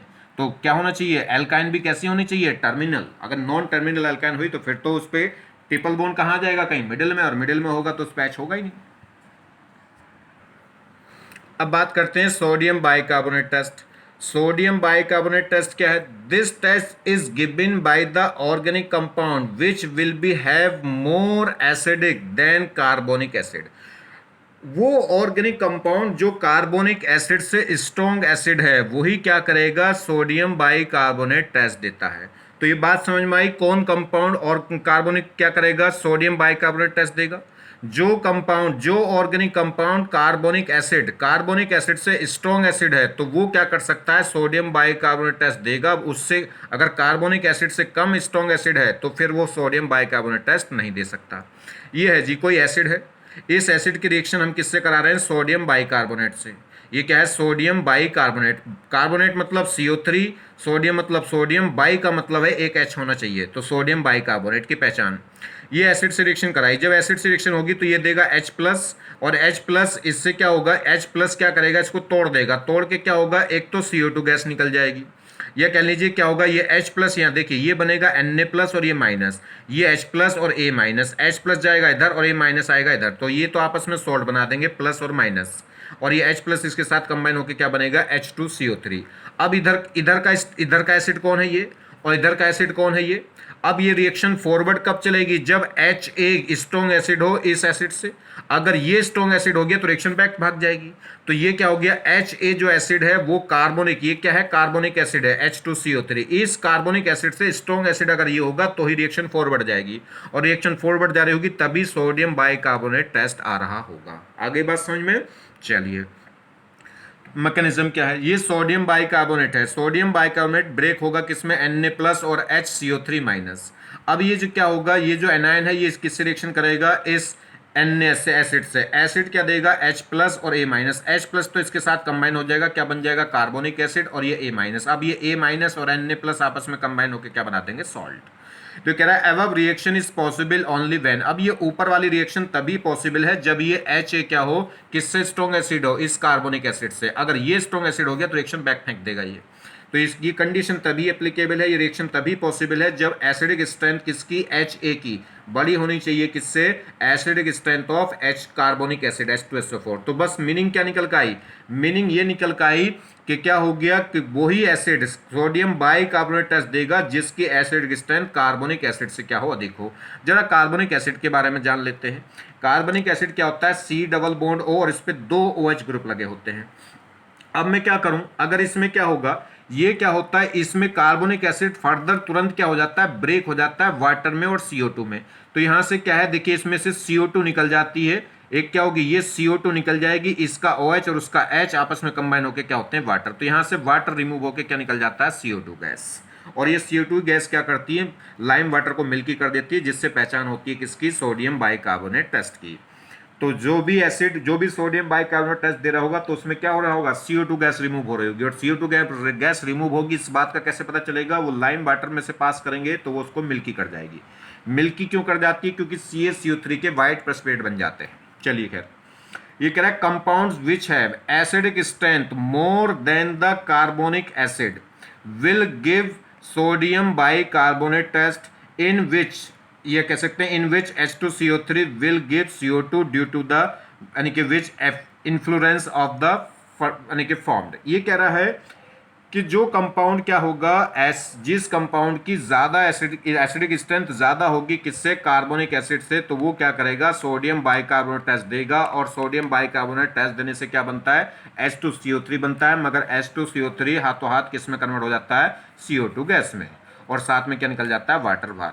ठीक है, चलिए अब हमें ये कैसे पता चलेगा भैया जी कि कौन कौन ऑर्गेनिक एसिड ऐसे हैं जो कार्बोनिक एसिड से स्ट्रॉन्ग एसिड होंगे। तो समझिए, मैं आपको बताता हूं, फिनॉल, फिनॉल से जो स्ट्रॉन्ग एसिड है, फिनॉल से जो स्ट्रॉन्ग एसिड हैं वो क्या होंगे, वो कार्बोनिक एसिड से स्ट्रॉन्ग एसिड होंगे। मतलब सल्फोनिक एसिड, कोई भी सल्फोनिक एसिड हो, चाहे उस पर कितने प्लस एम माइनस एम लग रहे हो, कोई भी कार्बोक्सिलिक एसिड हो, चाहे उस पर भी बेंजोइक हो चाहे नॉर्मल हो, कैसा भी कार्बोजिक एसिड हो, कोई सा भी सल्फोनिक एसिड, कोई सा भी कार्बोजिक एसिड, वो क्या करेंगे, सोडियम बाइकार्बोनेट टेस्ट देंगे, क्योंकि वो क्या होंगे, वो कार्बोनिक एसिड से क्या होंगे, स्ट्रॉन्ग एसिड। बात करें फिनॉल, फिनॉल में क्या है, कुछ फिनॉल जो प्योर फिनॉल है, प्योर फिनॉल तो क्या है, प्योर फिनॉल क्या है, एस सोडियम बाइकार्बोनेट टेस्ट नहीं देगा। मगर अगर फिनॉल के ऑर्थो और पैरा पोजीशन पे क्या लगा दें, NO2 ग्रुप लगा दें, NO2 मतलब स्ट्रॉन्ग विड्रॉइंग ग्रुप, ये एक स्ट्रॉन्ग माइनस एम ग्रुप है, और स्ट्रॉन्ग माइनस एम क्या करते हैं, एसिड स्ट्रेंथ को बढ़ा देंगे। तो अगर इसमें हम क्या करें, फिनॉल क्या करता है, सोडियम बाइकार्बोनेट टेस्ट नहीं देता, मगर उस पर अगर हम क्या करें, स्ट्रॉन्ग विड्रॉइंग ग्रुप लगा दें, वो भी किस पे, ऑर्थो पैरा पोजीशन पे। ऑर्थो पैरा पे क्यों, क्योंकि जो स्ट्रॉन्ग विड्रॉइंग ग्रुप होगा वो माइनस एम होगा, और माइनस एम या प्लस एम किस पे चलते हैं, ऑर्थो या पैरा पोजीशन पे, मेटा पोजीशन पे चलता ही नहीं है। तो कोई अगर हम स्ट्रॉन्ग विड्रॉइंग ग्रुप लगा दें, स्ट्रॉन्ग विड्रॉइंग ग्रुप का मतलब माइनस एम लगा दें, और किस पे, ऑर्थो और पैरा पे, तो उस केस में क्या होगा, माइनस एम क्या करते हैं, इस फिनॉल के एसिड स्ट्रेंथ को बढ़ा देंगे, और ये बढ़ा देंगे तो ये क्या हो जाएगा, ये कार्बोनिक एसिड से स्ट्रॉन्ग एसिड हो जाता है, और फिर उस केस में क्या करेगा, ये सोडियम बाइकार्बोनेट टेस्ट दे देगा। तो आपको क्या ध्यान रखना है, कार्बोक्सिलिक एसिड हो, सल्फोनिक एसिड हो, और फिनॉल में कौन हो, substituted, nitro substituted, ortho para nitro substituted जो फिनॉल हो, वो क्या करेंगे, सोडियम बाइकार्बोनेट टेस्ट देंगे, मगर प्योर फिनॉल इस टेस्ट को नहीं देते। जब फिनॉल नहीं देगा तो एलिफेटिक अल्कोहल तो देगा नहीं, क्योंकि एसिडिक स्ट्रेंथ ऑर्डर मैंने आपको क्या बताई, सबसे ज्यादा सल्फोनिक एसिड, फिर क्या होगा, कार्बोक्सिलिक एसिड, उसके बाद एरोमेटिक अल्कोहल, उसके बाद एलिफेटिक अल्कोहल। ठीक है, तो एरोमेटिक अल्कोहल पे आकर रुक जाती है। एरोमेटिक अल्कोहल में से कुछ देते हैं, कुछ नहीं। कौन से देंगे, जो nitrous ortho para nitro substituted जो फिनॉल है वो दे देते हैं। तो देखिए कह रहा है कंप्लीट द फॉलोइंग रिएक्शन, इस रिएक्शन को कंप्लीट करना। ये क्या है, सोडियम बाइकार्बोनेट, और इधर क्या पड़ा है, कार्बोक्सिलिक एसिड, और कार्बोक्सिलिक एसिड पड़ा है, तो ये क्या होगा, ये टेस्ट देगा, क्योंकि ये कार्बोनिक एसिड से स्ट्रॉन्ग एसिड होता है। मैंने आपको बता दिया सल्फोनिक एसिड और कार्बोक्सिलिक एसिड। तो ये क्या करेगा, इससे रिएक्शन करेगा। क्या होगी रिएक्शन, कैसे होगी, देखिए ये Na प्लस इसके एसिडिक एच को हटा के क्या कर देगा, यहाँ पे क्या लगा देता है, या क्या बना देगा, सॉल्ट। और ये जो H प्लस है ये इसको तोड़ देगा, वैसे बनाएगा क्या, H2CO3, मगर H2CO3 हाथों हाथ इमीडिएटली किस में कन्वर्ट हो जाता है, CO2 और वाटर में। तो H2CO3 बनेगा, मगर ये हाथों हाथ किस में कन्वर्ट हो जाएगा, वाटर में और CO2 गैस में। बात करें फिनॉल, प्योर फिनॉल, ये कार्बोनिक, ये क्या है, सोडियम बाइकार्बोनेट टेस्ट नहीं दे सकता, क्योंकि इसमें जो कार्बोनिक एसिड बनेगा, कार्बोनिक एसिड इस फिनॉल से स्ट्रॉन्ग एसिड होगा, तो इसमें नो टेस्ट। सिंपल अल्कोहल है, एलिफेटिक अल्कोहल, तो उसमें भी नो टेस्ट। अगर क्या है, ट्रिपल बॉन्डेड है, नो टेस्ट, क्योंकि ये सब क्या होंगे, एरोमेटिक फिनॉल, एरोमेटिक अल्कोहल से कम एसिडिक होंगे। जब एरोमेटिक अल्कोहल ही नहीं दे पा रहा तो इनका तो मतलब ही नहीं है। आगे बात समझ में, देखिए अगर हम कंपेयर कर लें थोड़ी सी बात, कि जो कार्बोनिक एसिड है, कार्बोनिक एसिड वो कार्बोक्सिलिक एसिड से वीक एसिड क्यों है। तो देखिए इसमें अगर मैं मान लीजिए सोर्स आइटम ले लूँ OH, यहाँ से H प्लस निकलेगा, तो ये क्या करेगा, ये क्या करेगा, देखिए इसमें ये जो CO ग्रुप है ये माइनस एम दिखाएगा, इसके लिए ये ग्रुप इसके लिए क्या दिखाएगा, माइनस एम। ऐसे इसमें भी ये CO ग्रुप इसके लिए क्या दिखाएगा, माइनस एम, और माइनस एम एसिड स्ट्रेंथ को बढ़ा देंगे। मगर अब इसमें देखिए ये क्या है, ये अगला जो ग्रुप है ये लोन पेयर है, और ये लोन पेयर इसको डोनेट करेगा, इसके साथ तो कॉन्जुगेशन होगा नहीं। देखिए लोन पेयर सिंगल सिंगल, मगर ये लोन पेयर इस डबल बॉन्ड के साथ कॉन्जुगेशन होगा, तो ये क्या करेगा, अपने लोन पेयर डोनेट करेगा इस डबल बॉन्ड के साथ। देखिए लोन पेयर सिंगल डबल, तो अपना प्लस एम दिखाएगा इस माइनस एम के साथ, तो इसका जो प्लस एम है वो इसके साथ माइनस एम दिखा रहा है, और इसका प्लस एम इसके माइनस एम को थोड़ा सा क्या कर देगा, कम कर देगा। ये ऐसे कह लो इसका जो माइनस एम इफेक्ट है वो बट जाएगा, इधर भी और इधर भी। और इस पे भी जाएगा, इस पे भी जाएगा, तो 50% इस पे, 50% इस पे, और जब 50-50 हो जाएगा तो इसका माइनस एम का इफेक्ट इसके ऊपर कम रह जाएगा, 50% रह जाएगा। जबकि इसमें इसका माइनस एम 100 का 100% होगा, क्योंकि आर प्लस एम या माइनस एम नहीं दिखाता, क्योंकि आर तो एल्काइल ग्रुप है, वो तो सीधा सीधा प्लस आई दिखाता है, प्लस आई में मेसोमेरिक इफेक्ट होता नहीं। तो ये पूरे का पूरा माइनस एम इफेक्ट इसके ऊपर आएगा, और जितना ज्यादा माइनस होगा उतना ज्यादा क्या हो जाएगा, एसिडिक। तो इसलिए कार्बोक्सिलिक एसिड स्ट्रॉन्ग एसिड होते हैं किससे, किससे, किस कार्बोनिक एसिड से। चलिए अगर हम क्या करें, अगर हम इस पे क्या लगा दें, इस फिनोल पे एक भी NO2 लगा दिया और एक भी NO2 लगा दिया, तो अब इसकी एसिड स्ट्रेंथ बढ़ जाएगी, क्योंकि ये क्या दिखाएगा, माइनस एम, और माइनस एम दिखाएगा तो इसकी एसिड स्ट्रेंथ बढ़ गई। अब ये क्या करेगा, सोडियम बाइकार्बोनेट टेस्ट दे देगा। तो अगर एक भी विड्रॉइंग ग्रुप लगा दें किस पे, ऑर्थो या पैरा पे, और विड्रॉइंग भी स्ट्रॉन्ग होना चाहिए NO2, ठीक है, स्ट्रॉन्ग पावर का माइनस एम। तो ये ऑर्थो या पैरा पे लगा देंगे तो ये क्या कर देगा, इसकी एसिड को इतना बढ़ा देगा कि क्या हो जाएगा, कार्बोनिक एसिड से स्ट्रॉन्ग एसिड हो जाएगा। फिर ये सोडियम बाइकार्बोनेट टेस्ट दे देगा। ये क्या करेगा, इसका Na इसके H प्लस को हटा के क्या बना देगा, यहाँ सॉल्ट, और ये H इसके साथ कंबाइन होकर क्या बना देगा, H2CO3। मगर वो H2CO3 रहता नहीं, वो किस में टूट जाता है, वाटर में और CO2 गैस में। तो when minus M group is attach to the ortho और para position, then substituted phenol can give sodium bicarbonate test. तो जो प्योर फिनोल है वो सोडियम बाइकार्बोनेट टेस्ट नहीं देता, मगर उसके ऑर्थो या पैरा पोजिशन पे कोई माइनस एम ग्रुप लगा दें, एक माइनस एम ग्रुप लगा देंगे, दो लगा देंगे तो और बढ़िया, तीन लगा देंगे तो और भी बढ़िया, तब उस केस में क्या कर देगा, ये सोडियम बाइकार्बोनेट टेस्ट दे देगा। तो अब आपको ध्यान रखना है, सोडियम बाइकार्बोनेट टेस्ट कौन देंगे, सल्फोनिक एसिड, कार्बोक्सिलिक एसिड और aromatic substituted minus M group से ऑर्थो और पैरा पोजिशन पे जो सब्स्टिट्यूटेड फिनोल है वो, ये तीन क्या करेंगे, सोडियम बाइकार्बोनेट टेस्ट देंगे। देखिए ये कह रहा है हमारे पास कोई कार्बोक्सिलिक एसिड है, इसकी रिएक्शन सोडियम बाइकार्बोनेट से करा रहे हैं। तो ये कह रहा है सोडियम बाइकार्बोनेट का जो कार्बन है वो 14 ले लिया मैंने, जो आइसोटॉप से कार्बन का 14 वाला, एटॉमिक मास 14 वाला। तो कह रहा है जो CO2 निकलेगी उस CO2 में कार्बन इसका आएगा कि इसका आएगा, ये कार्बन 12 वाला आएगा कि कार्बन 14 वाला। तो ध्यान रखना CO2 मैंने आपको बताया था इसका H प्लस निकल कर Na यहाँ जाएगा, तो H प्लस यहाँ को क्या बनाता है, H2CO3, और H2 जो CO3 है जो कार्बोनिक एसिड है वही तो ब्रेक होता है वाटर में और CO2 में। तो जो CO2 है वो किससे आती है, इस किससे आएगी, कार्बोनिक एसिड से, मतलब सोडियम बाइकार्बोनेट से। तो CO2 में जो कार्बन आएगा कौन सा आएगा, ये कार्बोनेट बाइकार्बोनेट वाला, और बाइकार्बोनेट में जो कार्बन है कौन सा है, 14 वाला। आगे बात समझ में। तो इन CO2 carbon will be come from the sodium bicarbonate, यानी कि that is carbonic not carbonic acid.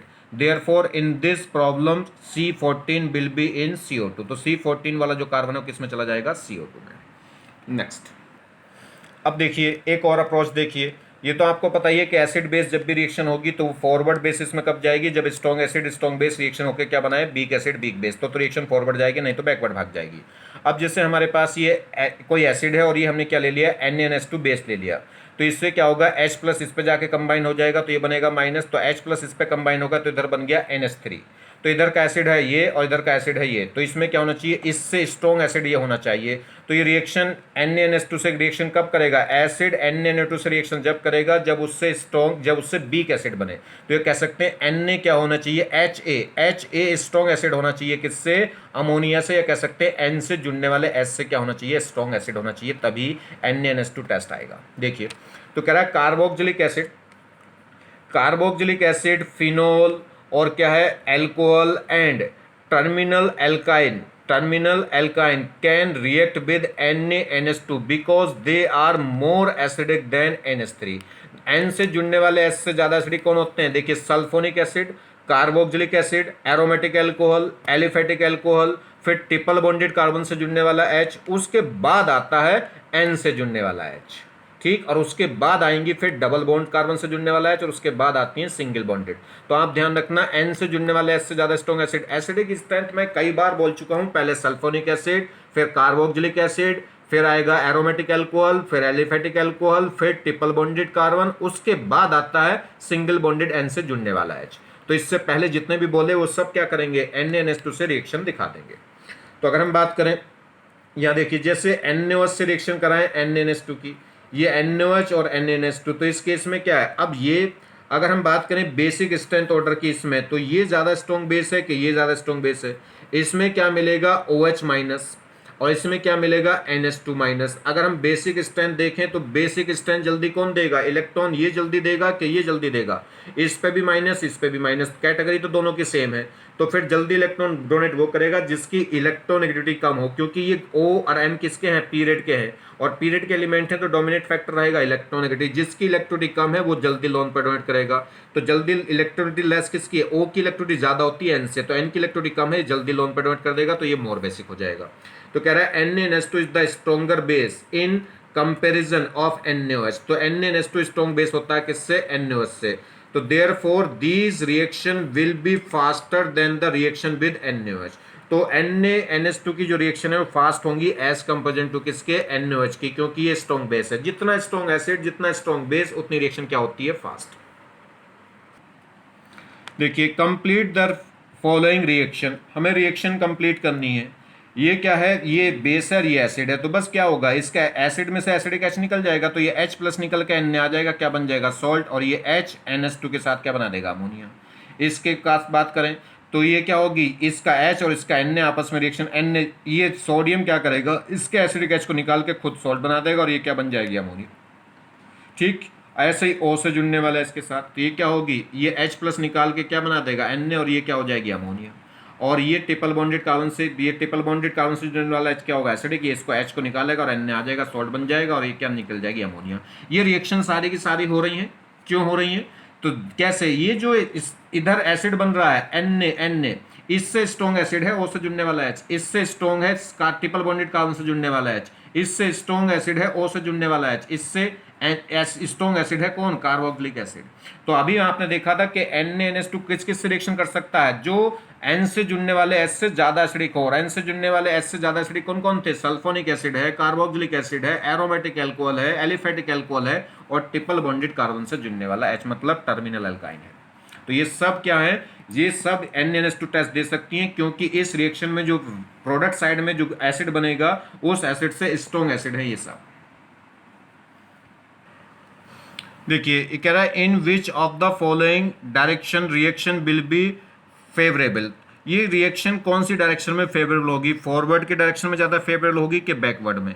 तो देखिए ये एसिड है, तो अगर स्ट्रॉन्ग एसिड इधर है तो उधर भाग जाएगी, तो स्ट्रॉन्ग एसिड से वीक एसिड की तरफ भागेगी। तो हम बात कर लें, इसमें ये एसिड है, इसका H प्लस निकलने के बाद क्या होगा, देखिए इसमें H, इसका H प्लस निकलेगा तो Na यहाँ आ जाएगा, तो इसका सॉल्ट बन जाएगा, उसका एसिड बन जाएगा। अब ये स्ट्रॉन्ग एसिड है कि स्ट्रॉन्ग एसिड है, तो ये क्या है, ऑर्थो सब्स्टिट्यूटेड है, और ऑर्थो सब्स्टिट्यूटेड ज्यादा स्ट्रॉन्ग एसिड होते हैं पैरा या मेटा से, तो ये स्ट्रॉन्ग एसिड होना चाहिए नहीं। मगर ऑर्थो इफेक्ट किस में लगता है, बेंजोइक एसिड में, फिनोल में थोड़ी ना लगेगा बाबूजी।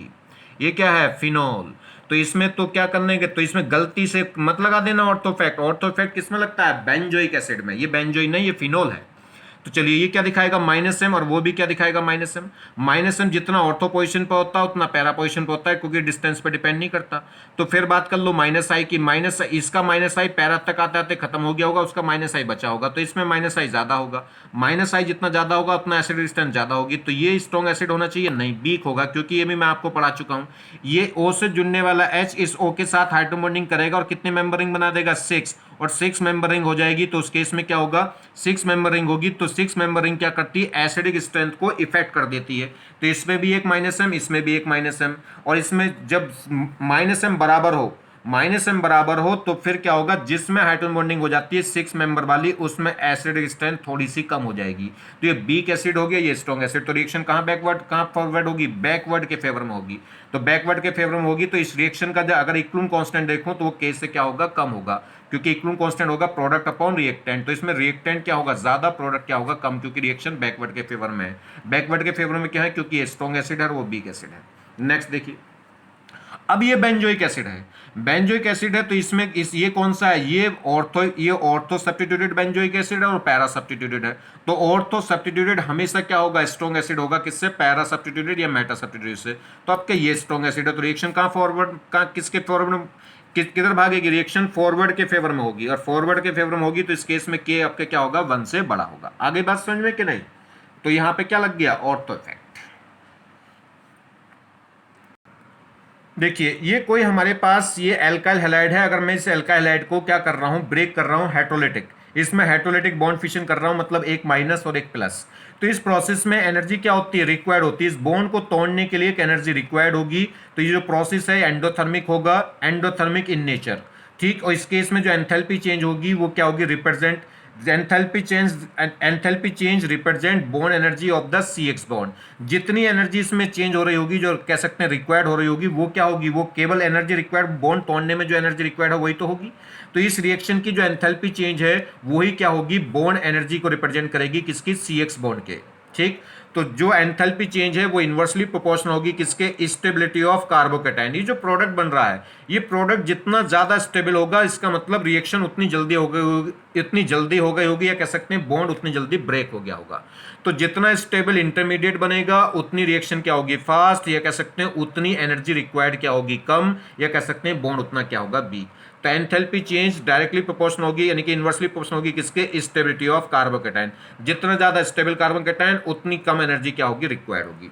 और एक कुछ बातें देख लीजिए अब कार्बन कैटायन के बारे में। अगर ये क्या है, ब्रिज, ये बाईसाइक्लो कंपाउंड है, और बाईसाइक्लो कंपाउंड पे अगर ब्रिज हेड कार्बन पे प्लस आ जाता है तो वो हाईली अनस्टेबल है। क्यों, क्योंकि अगर ब्रिज वाले जिस सिंगल बॉन्डेड कार्बन पे प्लस आ जाए तो उसकी एवरेशन होती है sp2, और ब्रिज हेड कार्बन कभी भी sp2 नहीं होता, वो नॉन प्लेनर होता है, वो कभी भी प्लेनर नहीं हो सकता। तो नॉट पॉसिबल, तो ये बात पॉसिबल नहीं हो सकती, ये कह सकते हैं, क्योंकि रीजन क्या है कि जो ब्रिज हेड कार्बन है वो हमेशा क्या होता है, sp3 हाइब्रिडाइज। तो ये क्या होगा, हाईली अनस्टेबल। तो जैसे अगर हम बात करें तो यहां से Cl माइनस निकल के ये प्लस बनेगा, तो ये इस प्रोसेस में जो एंथैल्पी, ये पहली बात तो ये प्रोसेस होगा ही नहीं, और आप जबरदस्ती कराने लगे तो इसका मतलब है कि इस केस में जो एंथैल्पी रिक्वायर्ड है बहुत ज्यादा होगी। क्यों, क्योंकि जो कार्बन कैटायन बन रहा है वो हाईली अनस्टेबल बन रहा है, तो delta is very very high. तो इस केस में जो एंथैल्पी रिक्वायर्ड होगी वो बहुत ज्यादा होगी, क्योंकि जो कार्बन कैटायन बन रहा है वो हाईली अनस्टेबल। तो मैंने आपको बताया कि जब भी कभी ब्रिज हेड कार्बन पे प्लस आ जाए तो वो हाईली अनस्टेबल होता है, क्योंकि ब्रिज हेड कार्बन पे अगर कार्बन कैटायन आ गया तो उसकी एवरेशन sp2 हो गई, और sp2 कभी नहीं होती। ब्रिज हेड जो बाईसाइक्लो कंपाउंड का जो ब्रिज हेड कार्बन होता है, ब्रिज हेड कार्बन मतलब जो दोनों साइक्लो का कॉमन कार्बन है, वो हमेशा sp3 रहता है, वो हमेशा क्या रहेगा, नॉन, मानी कि वो हमेशा नॉन प्लेनर रहता है। सेम कहानी, तो जैसे ब्रिज हेड कार्बन पे अगर हमने क्या कर दिया, इस बाईसाइक्लो कंपाउंड के ब्रिज हेड कार्बन पे अगर प्लस दे दिया तो ये क्या हो जाएगा, नॉट पॉसिबल, ये कह सकते हैं हाईली अनस्टेबल। हाँ, अगर माइनस दे दें तो माइनस का मतलब हाइब्रिडेशन sp3 रहेगी, क्योंकि जब भी देखिए सिंगल बॉन्डेड कार्बन की हाइब्रिडेशन sp3 होती है, मगर प्लस आ जाए तो एक कम हो जाती है, कितनी, sp2, क्योंकि एक ऑर्बिटल इस पे वैकेंट हो जाती है, p ऑर्बिटल वैकेंट, और वैकेंट हो गई तो हाइब्रिडेशन में इन्वॉल्व नहीं होती, तो इसलिए हाइब्रिडेशन sp2 हो जाएगी। माइनस आ गया तो माइनस में हाइब्रिडेशन चेंज नहीं होती, सिंगल बॉन्डेड कार्बन है तो हाइब्रिडेशन sp3 रहेगी, और sp3 पे ब्रिज हेड खुल्स रहेगा। तो ये कहने का मतलब है ये क्या रहेगा, स्टेबल। और अगर फ्री रेडिकल दे दिया तो फ्री रेडिकल के केस में भी हाइब्रिडेशन कितनी हो जाती है, sp2, और sp2 हो नहीं सकती ब्रिज हेड की, तो ये भी क्या होगा, नॉट पॉसिबल। जैसे यहाँ देखिए इसमें ये बाईसाइक्लो कंपाउंड है, इस बाईसाइक्लो कंपाउंड के ब्रिज हेड पोजीशन पे क्या रख दिया हमने, नाइट्रोजन। तो इस नाइट्रोजन का जो लोन पेयर है वो इसके इस डबल बॉन्ड के साथ कॉन्जुगेशन में हो सकता है कि नहीं। देखिए लोन पेयर सिंगल डबल, तो ये डबल बॉन्ड क्या दिखाएगा, इसके लिए -m, क्योंकि कॉन्जुगेशन में आ रहा है, और -m दिखा नहीं सकता क्योंकि ये लोन पेयर रेजोनेंस में नहीं जाएंगे। अगर ये लोन पेयर रेजोनेंस में गए तो यहाँ डबल बॉन्ड बन जाएगा, और डबल बॉन्ड बन गया, या कह लो ये जैसी लोन पेयर, अगर ये सिंगल बॉन्डेड नाइट्रोजन है तो इसकी हाइब्रिडेशन sp3 है, अगर ये लोन पेयर रेजोनेंस में चला गया तो इसकी हाइब्रिडेशन क्या हो जाएगी, sp2, और sp2 को ये कभी भी सहन नहीं कर सकता। तो ये लोन पेयर कभी भी रेजोनेंस में नहीं जाएगा, तो इसका मतलब ये लोन पेयर क्या रहेगा, लोकलाइज। लोकलाइज का मतलब ये बेसिक नेचर होगा, ये लोन पेयर डोनेट कर सकता है बेसिक के लिए, तो ये लोन पेयर कॉन्जुगेशन में नहीं जाएगा। तो ध्यान रखना, bridge head carbon, bridge head position पे आने वाला जो लोन पेयर है वो कभी रेजोनेंस में नहीं जाएगा, क्योंकि रेजोनेंस में गया तो हाइब्रिडेशन sp2 हो जाएगी, और sp2 को ये कभी सहन नहीं कर सकता। तो यहाँ पे जो CO ग्रुप है ये प्लस m, ये -m नहीं, सिर्फ -i दिखाएगा। सेम कहानी है इस ब्रिज हेड, देखिए इस ब्रिज हेड का जो नाइट्रोजन है, इस नाइट्रोजन का लोन पर इस बेंजीन के साथ कभी कॉन्जुगेशन में नहीं जाएगा। अगर गया कॉन्जुगेशन में तो इसकी हाइब्रिडेशन sp3 की बजाय कितनी हो जाएगी, sp2, और sp2 को ये सहन नहीं कर सकता। तो इसलिए ये बेंजीन यहाँ पे क्या दिखाएगा, बेंजीन यहाँ +m -m नहीं दिखाएगा, सिर्फ इंडक्टिव इफेक्ट दिखाएगा। तो ये बेंजीन इस केस में मीजोमेरिक में नहीं आ सकता इस एन के लिए, क्योंकि मीजोमेरिक आया तो लोन पर कॉन्जुगेशन में गया, लोन पर कॉन्जुगेशन में गया तो यहाँ डबल बॉन्ड बना, डबल बॉन्ड बना तो इसकी हाइब्रिडेशन क्या हो गई, sp2, जो पॉसिबल नहीं होगी।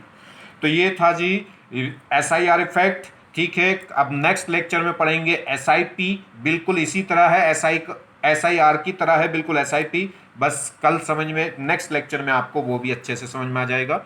और बहुत ज़्यादा घबराने की ज़रूरत नहीं, बहुत सॉफ्टली इसको पढ़िएगा, कुछ चीज़ें समझ में आ रही तो भी ठीक, नहीं आ रही तो भी ठीक है। मेरा वादा है आपसे कि हर चीज़ समझ में आएगी। एग्ज़ाम कोई सा भी एग्ज़ाम आप दें, आप बोर्ड एग्ज़ाम दें, आप नीट एग्ज़ाम दें, आप जेई एग्ज़ाम दें, जेई का मेन दें, एडवांस दें, कुछ भी इवन, ठीक है, इससे रिलेटेड कुछ भी एग्ज़ाम है आप 100% करेंगे।